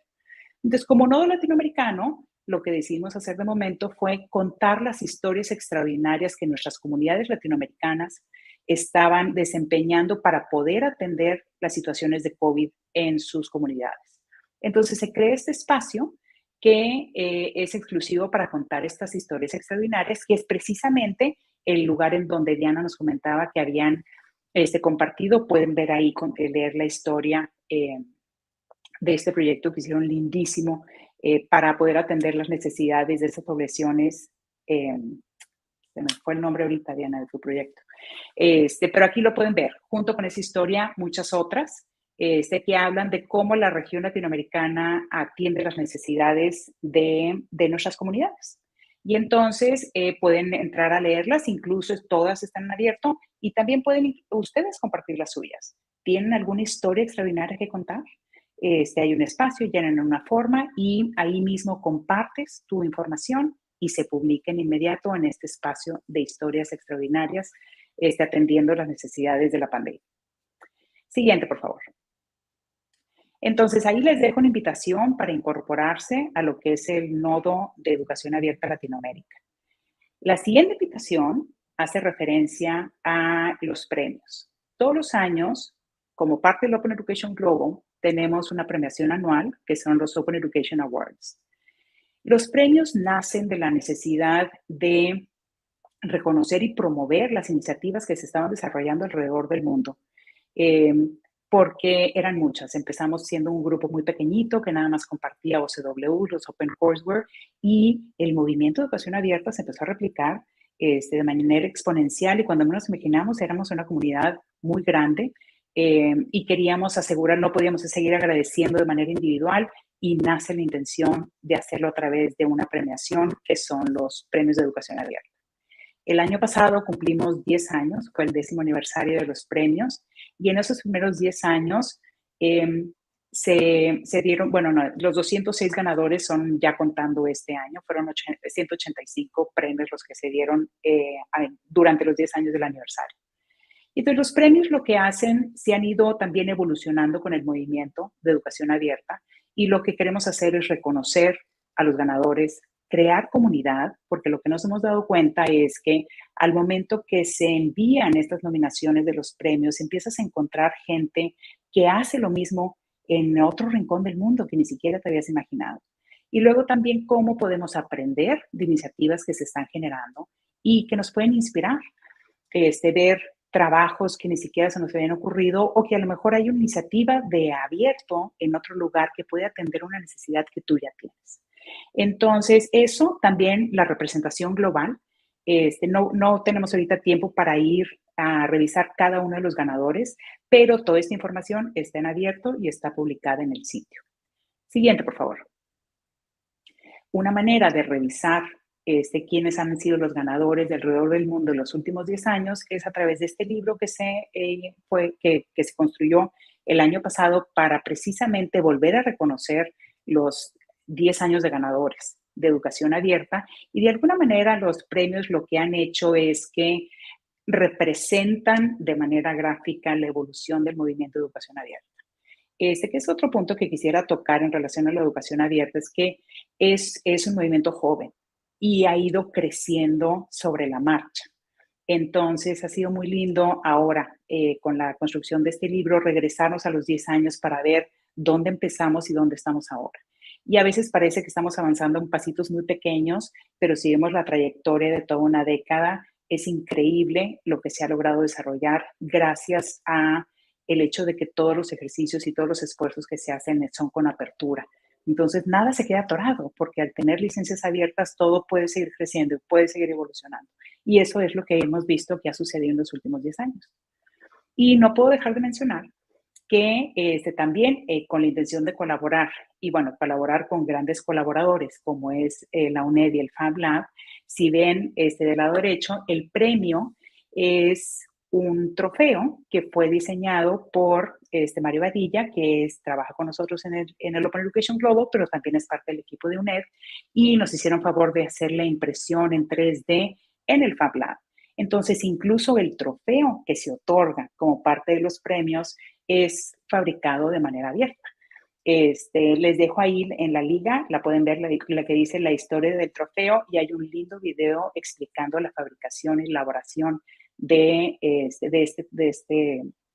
ese trofeo, y que bueno, pues ya lo tenemos como la gente ya hasta no lo pide, que quieren ese trofeo, que ahora en este año incluso tiene luz LED, haciendo un poco honor precisamente al Fab Lab. Y siguiente, por favor. Como les comentaba, los premios son una manera de ver qué es lo que está pasando alrededor del mundo. Las categorías de los premios también son un reflejo de esto. Las categorías están separadas en 3 grupos diferentes, y no vamos a entrar a cada uno de ellos, pero también pueden ingresar a la página y verlas ahí. Pero estos 3 grupos se dividen en la gente, o sea, la gente que está generando los recursos educativos abiertos o las prácticas abiertas, qué es lo que se comparte y cómo se comparte. Entonces, prácticamente son innovadores, recursos y prácticas. Y estas categorías cambian y han ido cambiando en los últimos 10 años, no los grupos grandes, sino las categorías que subdividen dentro de estas categorías grandes. Pero a grandes rasgos podemos ver, por ejemplo, en la que se ha mantenido vigente, que es lo de educación abierta, lo que son los recursos. Siempre hemos tenido recursos educativos abiertos, pero ahí dentro de ese mismo grupo, que es el número 1, podemos ver los OCWs, los MOOCs, ahora libros abiertos, videos, simulaciones, audiobooks. Y luego tenemos la gente que se ha tomado la tarea de hacer la curación de contenidos, repositorios. Todo eso entra dentro de los recursos que se comparten. Y luego, el cómo compartir es pues, la pedagogía abierta, colaboración abierta, investigación abierta. Entonces tenemos una diversidad de categorías que si entran a la página de los premios, incluso esa página les puede proveer mucho, no nada más en las categorías, sino quién se ha ganado esos premios. Y pueden ver la descripción del premio y qué es el tipo de trabajo que hacen. Entonces hay una infinidad de información que pueden encontrar ahí, que espero que les sea de gran ayuda para poder identificar o inspirarse con ideas de proyectos, iniciativas que se andan haciendo alrededor del mundo. Siguiente, por favor. El siguiente proyecto que les quiero compartir, que también lo hace Open Education Global, es Open Education Week, que justo esta semana se está llevando a cabo. Fue del 7 al 11 este año. Siempre es la primera semana de marzo. Y este evento en particular a mí en lo personal me encanta porque es 100% abierto.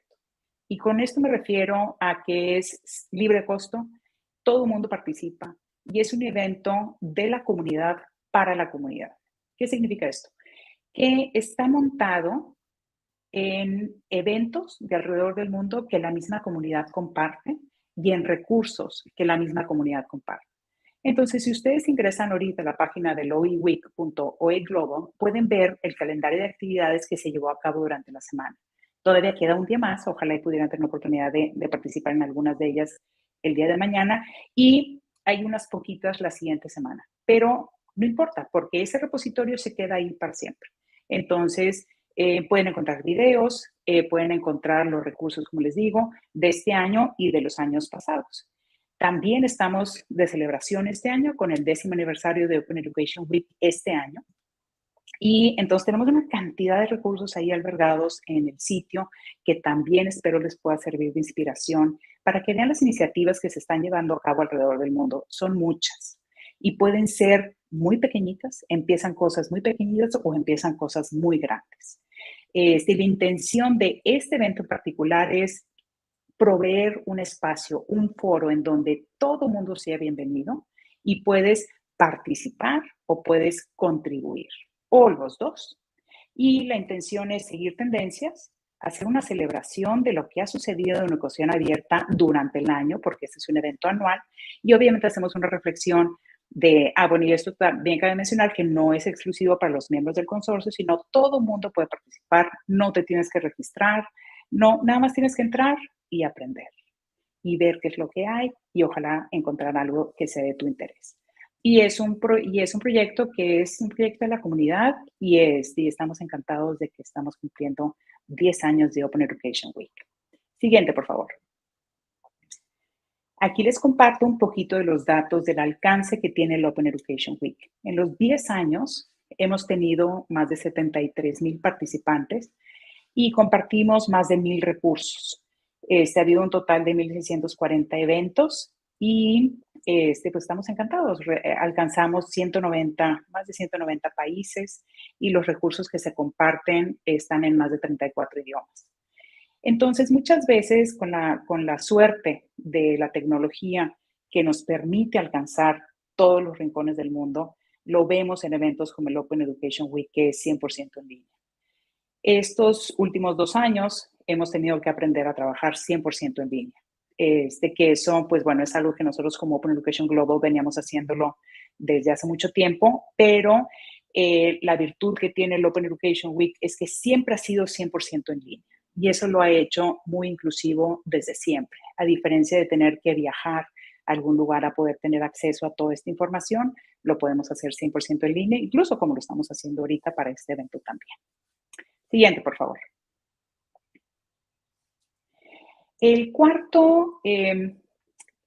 cuarta iniciativa de Open Education Global que les quiero compartir el día de hoy es una conferencia internacional que se hace todos los años. Esta sí es presencial y esta abre un espacio en donde podemos ir a compartir nuestros proyectos. Es una iniciativa global y también hace esto. Este año estos últimos 2 años ha sido híbrido, una parte en línea y una parte presencial, que este año va a ser del 23 al 25 de mayo.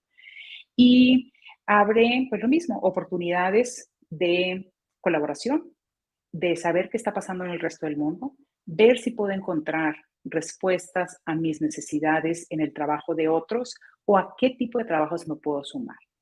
Este año, pues ojalá nos pudieran acompañar, va a ser del 23 al 25 de mayo, pero se lleva a cabo todos los años. Y es una conferencia que rota alrededor del mundo. A veces estamos de aquel lado, en este caso va a ser en Francia, pero es muy posible que para el año que entra podamos estar de este lado del mundo. Es increíble lo que estar interactuando en estos espacios presenciales generan en motivación y generan en crear estos ligas y estos espacios de mancuerna en donde podemos trabajar no nada más dentro de nuestros propios círculos, pero crear estos brazos y estas redes con las cuales podemos colaborar. Siguiente, por favor. Y ahora, esos 4 que les acabo de comentar son de Open Education Global. Pero Open Education Global no es la única organización que trabaja con educación abierta.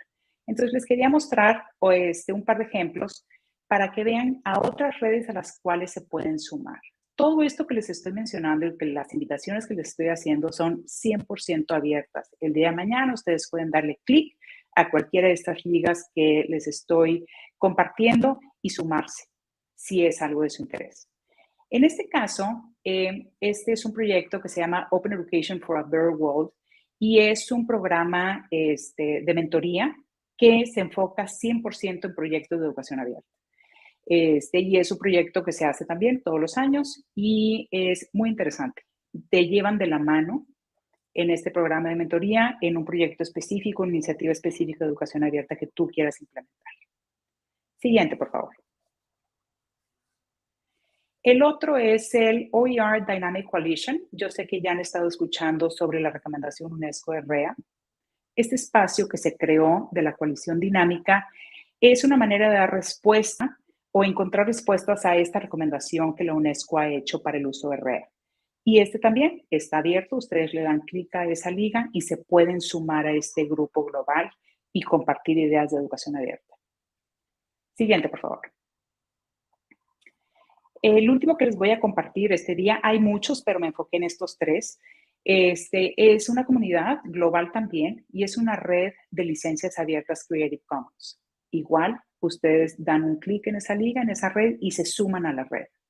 Lo que quiero resaltar es la importancia de sumarnos a estas redes.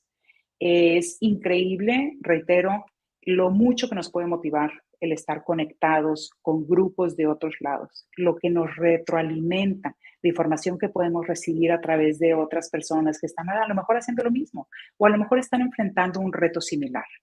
Estas comunidades todas, como trabajan en abierto, son abiertas y lo único que tenemos que hacer es crear un puentecito y conectarnos con esa red. Siguiente, por favor. Y ya con esto cierro. Yo nada más les quería compartir este concepto de conectarnos a las redes, de cómo pasamos no nada más de crear los contenidos en abierto, sino implementar una práctica abierta y esa práctica abierta, cómo la conecto con otras prácticas abiertas. Creemos que el cambio está precisamente en estas redes de colaboración. Te paso el micrófono, Marisol. Encantada de estar aquí con ustedes y con la suerte de que... Muchísimas gracias por todas estas invitaciones que nos haces. Esperemos que sea de valor para todos los que hemos escuchado. Aquí se nos ha dado una gran referencia de hacia dónde podemos nosotros seguir incrementando las prácticas educativas abiertas. Entonces, empezamos con Romina, donde nos habló del nivel de preescolar y cómo las prácticas las estaban usando. Y aquí es bien importante que nos visualicemos que esta posibilidad de lo abierto puede ser tanto en ambientes presenciales como a distancia, híbridos. Romina nos hizo ese bagaje, ese trabajo con los profesores y cómo están incorporando estos recursos educativos abiertos para enriquecer las prácticas. Igual nos invitó a ver unas referencias que están publicadas en abierto y de gran valor para todos por parte de la UNESCO. Y luego vino Diana a hablarnos de la cocreación abierta y cómo a partir del laboratorio en el que ellos hacen estas maravillas que pudimos ver incluso en el ballet que me fascinó, toda esa cocreación y esa unión de fuerzas. Esto también lo podemos vincular con lo que vimos en la primera parte de nuestro taller, cuando Inés nos habló de esos laboratorios también ciudadanos, universitarios, y entonces ahí nuestra mente puede volar hacia las acciones que nosotros podemos hacer en trayectorias formativas vinculados con educación abierta, cocreación abierta y apoyos para seguir enriqueciendo las prácticas. Y luego vino Marcela, pues, a abrirnos el mar de posibilidades, de redes, de conexiones. Nos habló incluso de cómo inició Open Education Global y cómo fue en su caminar hasta lo que ahora representa y el crecimiento exponencial que va a seguir teniendo. Y cómo también nosotros, por supuesto, a través de estas invitaciones que nos hacen, nos podemos unir en los diferentes eventos, congresos y demás, que ojalá que pudiéramos estar todos por allá en Nantes, Francia, en este congreso, pero si no se puede por ahora, bueno, en la distancia podríamos estar, pero pasado mañana quizá nos los traemos para este lado, en América Latina, y ahí podríamos también, por supuesto, seguir creciendo juntos. Y en este devenir, en estas historias, les voy a pedir que me pasen la proyección. ¿Qué es lo que hemos visto en este caminar? Igual también Edgar, ayer que nos hablaba mucho con la tecnología y la robótica. Entonces, nosotros las posibilidades son inmensas. La cuestión es enfocar nuestra mirada hacia dónde podemos llegar a hacer un aporte y cómo podemos enriquecernos a través de estas prácticas. Les pido que me pasen los apoyos, por favor, para recordar este taller, entonces, que tuvimos en dos partes.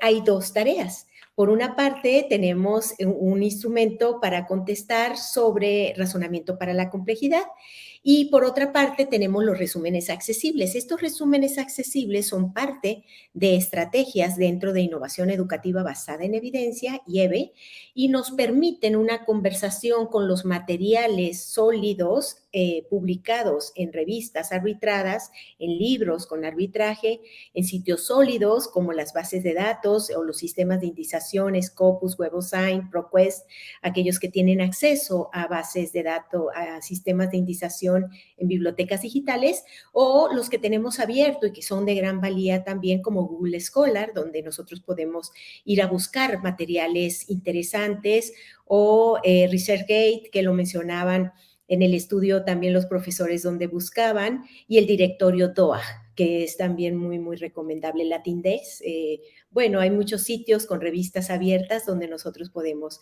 fortalecernos. Y desde esta perspectiva, los resúmenes accesibles no es un resumen, insisto, de la síntesis de un artículo, no, es la conversación con ese artículo para hacerlo, como la palabra lo dice, entendible, vamos a ponerle así, desde el punto de vista propio, cuál es el tema que rescato de lo que se está tratando en ese escrito, cuál es lo relevante, por qué nos pareció relevante, el proceso que detectamos que hicieron ahí los autores, los resultados de lo que encontraron y esto cómo viene a enriquecer a quien lo ha ubicado ese material en esas implicaciones. Les voy a decir que estos resúmenes accesibles tienen un porqué. Estamos tratando de innovar a partir de evidencias que ya están y esto, la invitación va a ir a lo largo de estos talleres a que la práctica propia se convierta en una evidencia en este círculo virtuoso. Ahora estamos en este taller, la siguiente semana vamos a ir a otro taller en donde vamos a seguir hablando de recursos abiertos y posteriormente va a venir uno con tips y estrategias para publicar. Y es ahí donde estos 3 resúmenes accesibles que ustedes hayan ubicado les van a servir de sustento para esa publicación. Entonces es como una tarea vinculada a lo largo de un proceso en este programa lo que estamos llevando a cabo. En algunas de las preguntas nos hacían, ¿quién otorga estas certificaciones de los talleres? Bueno, los otorgamos a partir de este proyecto. Ven ustedes ahí las firmas que tenemos. El certificado trae todos estos avales detrás del certificado y principalmente la Cátedra UNESCO del Movimiento Educativo Abierto, con mi firma, es la que va en la acreditación de estos talleres, que son de mucho valor para la currícula de cada uno de los participantes. Bueno, Le damos hacia la siguiente. Entonces, estas son las fechas, estos son los sitios estratégicos para llevar a cabo las tareas. Esto se encuentra en el portal de nuestro proyecto de Open Education STEAM Lab. Ahí ustedes tienen las grabaciones, tienen los apoyos, estos apoyos que hoy se han pasado y en la primera parte también, y tienen ahí para dar clic a estas tareas y como fecha en especial en este taller tenemos el 15 de marzo, la acreditación se estará recibiendo como límite el 25 de marzo. Entonces pongan ahí sus fechas estratégicas y en la siguiente vamos a ver ya lo de los resúmenes accesibles que lo he tocado hace un momento, esos son los temas estratégicos y en la siguiente por favor. Vamos a encontrar que esta es una imagen que la elegí, es de Creative Commons, de acceso abierto, en los sitios abiertos que hay también donde nos podemos nosotros apoyar para nuestras presentaciones y me encantan los atardeceres. Y en este atardecer como un sueño me gustó para colocar esta reflexión de nuestro taller. La movilización de las trayectorias formativas abiertas dependen de nosotros, dependen de esa luz que nosotros queremos dar a nuestro entorno, de esa creatividad, de esa innovación y esa fortaleza hacia lo que nosotros estamos dedicados. Llámese una profesión docente, de estudiante, de padre de familia, de sociedad, de director, de gestor. Ese compromiso, ese rol que nosotros vivimos puede verse enriquecido con este tipo de estrategias, de prácticas, de gran calidad y la movilización depende de cada uno en la intención, en la luz que vea hacia esa fortaleza que podríamos tener por ahí. Bueno, pues nosotros les invitamos a que busquen esa luz, a que la hagan crecer, a que tengan un hermoso atardecer con estas prácticas abiertas. ¿Y quién nos dice que pasado mañana no pueden llegar a convertirse en uno de estos premios internacionales que nos acaba de expresar Marcela de Open Education Global? Tenemos todo para hacerlo y solamente necesitamos tener esa luz y seguir ese camino sólido para llevar a enriquecer nuestras prácticas formativas. En la siguiente, por favor, nos vamos a ir, vamos a quitar la presentación porque nos vamos a ir, bueno, antes de quitarla, perdón, nos vamos al siguiente slide, mientras se prepara Inés, para por favor que Inés en un momento nos diga cómo quedó el tablero de las preguntas que hicimos inicialmente.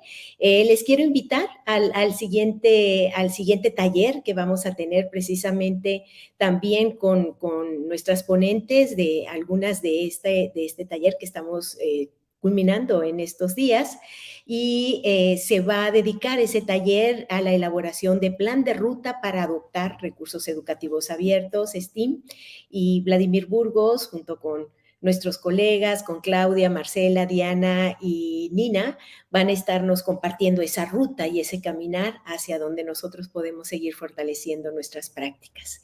En la siguiente, también en este caminar que les venía diciendo de que vamos a ir encadenando como nuestras tareas y que estos 3 resúmenes pueden llegar a convertirse en una huella de innovación, precisamente una evidencia de innovación, es de que vamos a ir al siguiente taller, después del que acabo de enunciar, vamos a ir a otro taller en abril, donde vamos a entrar con los tips y las estrategias para escribir, porque tenemos una gran oportunidad de mostrar esa luz, ese escrito, esa huella a través de este Congreso Internacional de Innovación Educativa que se va a llevar a cabo en enero en Monterrey, en donde pues esperemos que nos visiten. Y a la par también se va a estar llevando a cabo un evento que hacemos cada 2 años de una estancia internacional del Movimiento Educativo Abierto, en donde confluyen colegas de todo el ámbito hispanoparlante y también de países anglosajones que estamos compartiendo para construir juntos. Todo eso se va a llevar a cabo en enero y la invitación pues va a ser doble para escribir a aquellos que tengamos la oportunidad de mostrar la luz a través de estas iniciativas. Ahora sí, les agradezco que pasemos a ver cómo se movió el tablero con Inés, qué fue lo que se encontró, cuáles han sido los principales aprendizajes. Pues aquí tenemos ya algunos referentes que que nos expresan la generosidad y los REAs, aprovechar la innovación, organización de REA, acceso a redes educativas. Estos son algunos de los aprendizajes que nos han manifestado y les invitamos a que entren a islido.com y con ese numerito 994-587 sigan colocando cuáles son los aprendizajes que se llevan de este curso taller. Bien, y entonces en la otra pregunta que les hicimos, ¿qué tipo de pensamiento, de razonamiento para la complejidad consideran que están ustedes trabajando en este curso taller? Y vean cómo de los 4 tipos de pensamiento que cubren la mega competencia de razonamiento para la complejidad, ustedes están detectando el pensamiento innovador. El pensamiento seguido del pensamiento crítico y sistémico, y el científico también es un poco tocado en la percepción que ustedes tienen. Y se sigue moviendo por ahí, ustedes ordenan, ponen ahí en orden como ustedes consideran. Les agradecemos mucho que estén activos dando respuestas hacia estas preguntas. Y había otra pregunta. Esa ya la habíamos pasado, la de los aprendizajes y los tipos de prácticas que estaban ya pensando. Ciencia abierta, por ejemplo, me pasó un mensaje muy lindo también por acá, por el otro chat, Inés, y me dijo que en el Lido, ahí escribieron un participante o una participante que era interesante escribir las formas de investigación de América Latina, por ejemplo, las acciones educativas. Y en efecto, eso es fantástico porque ya les decía yo, en ese mapa necesitamos cubrir a los países hispanoparlantes con nuestras evidencias, y precisamente esto que aquí se pensó es de gran valía. ¿Qué es lo que está pasando con América Latina en las acciones educativas y en las acciones educativas abiertas? Entonces, estos son temas muy interesantes para compartir entre todos. Pues bien, con esto vamos a cerrar aquí las reflexiones de los aprendizajes que han estado manifestando, y vamos a ver si hay por ahí alguna pregunta o ya cerramos, porque más bien cerramos porque estamos en los tiempos. Entonces voy a pedir a mis colegas que si se ponen a cuadro para dar un mensaje final y cerrar esta segunda parte de nuestro curso taller. Adelante, por favor. Adelante, Edgar, fuiste el que llegaste primero. Reflexiones, por favor. O invitaciones, o lo que gustes. Estoy un poco asombrado. La verdad es que a veces uno deja pasar oportunidades donde se puede trascender de muchas maneras, y me parece que con lo que nos han platicado el día de hoy, con lo que nos atrevimos a decirles en la sesión anterior, me parece que no nos queda más que compartir, y en la forma de compartir vamos a trascender en todos los sentidos. Muchas gracias. Un saludo fuerte desde México, claro. Muchas gracias, Edgar. Inés, ¿tú qué nos dices con esto que hemos revisado por aquí? Gracias. Pues sí, definitivamente una de las palabras que salió en la nube que está ahí es la generosidad, ¿no? Creo que eso es un eje importante para este ejercicio. Me encanta lo que vi. La verdad es que qué honor estar aquí compartiendo con mis colegas y viendo el trabajo maravilloso que hace. Todo se antoja. Ojalá tuviera más brazos y más cabezas para meterme en todo, porque definitivamente pues se ve un impacto maravilloso el que están logrando. Es absolutamente digno de ser nombrado y compartido y extendido. Así que, pues nada, a seguir trabajando. Muchas gracias, Inés, y me uno a la admiración y al gusto de ver todos estos trabajos. Muchas gracias. Diana, que también en los comentarios había una persona de Costa Rica que Kenia, le dio muchísimo gusto ver que estabas de Costa Rica y que ella también es de la UNED, dice Kenia. Ok, Que te manda perfecto, saludos. qué bueno. Qué bueno. Sí.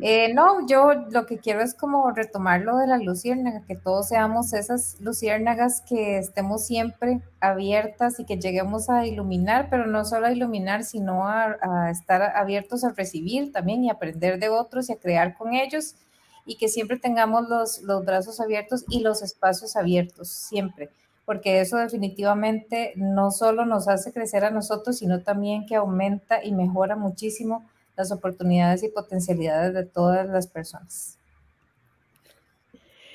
Muchas gracias. Gracias, Diana. Ay, me quedé. Marcela.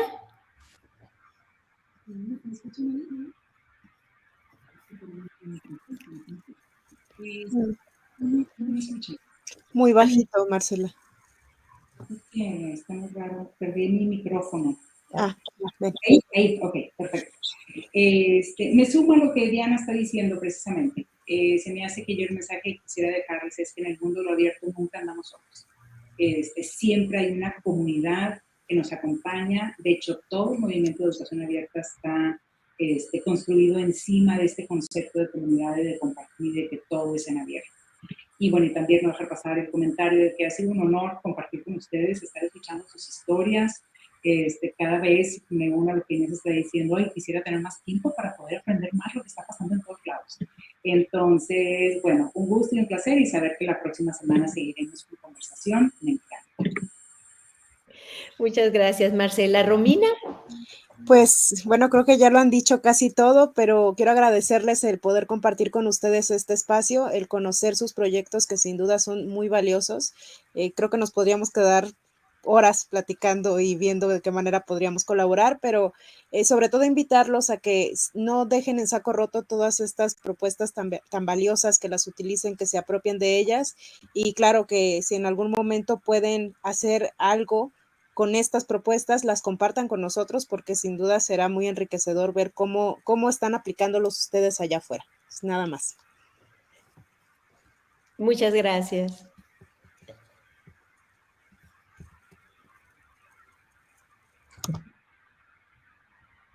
Muchas gracias, Romina. Bueno, pues un gusto gigante también escuchar estas reflexiones. Yo les quiero decir que estuvimos acompañados de muchos países de América Latina. Entre ellos quiero nombrar a Magdalena, Edgar, Milciades, Kenia, Rita, Monse, Miguel, Catalina, José Julio, Noemí, María Cecilia, Marta, Claudia, Juana Teresa, Laura, Claudia Brites, Irma Silvia, Ofecogo, matemáticas, que yo creo que de Cartagena, Meilín, Marta, Lida, Zulma, Eugenia, Lidia. Bueno, creo que todos los que están acompañándonos aquí con sus mensajes, Bernardo con sus mensajes, José Julio en la distancia, y aquellos que nos escucharán también en diferido, pues desear a todos mucha luz, mucha creatividad, mucha ilusión para abrir esos brazos y para seguir creciendo en el movimiento educativo abierto. Muchísimas gracias, colegas, por el placer de haberles escuchado en estas 2 sesiones de nuestro taller, y vamos a seguir conectados y creciendo en esta temática, y para todos los mejores deseos. Gracias y muy buena movilización. Hasta luego. Chao.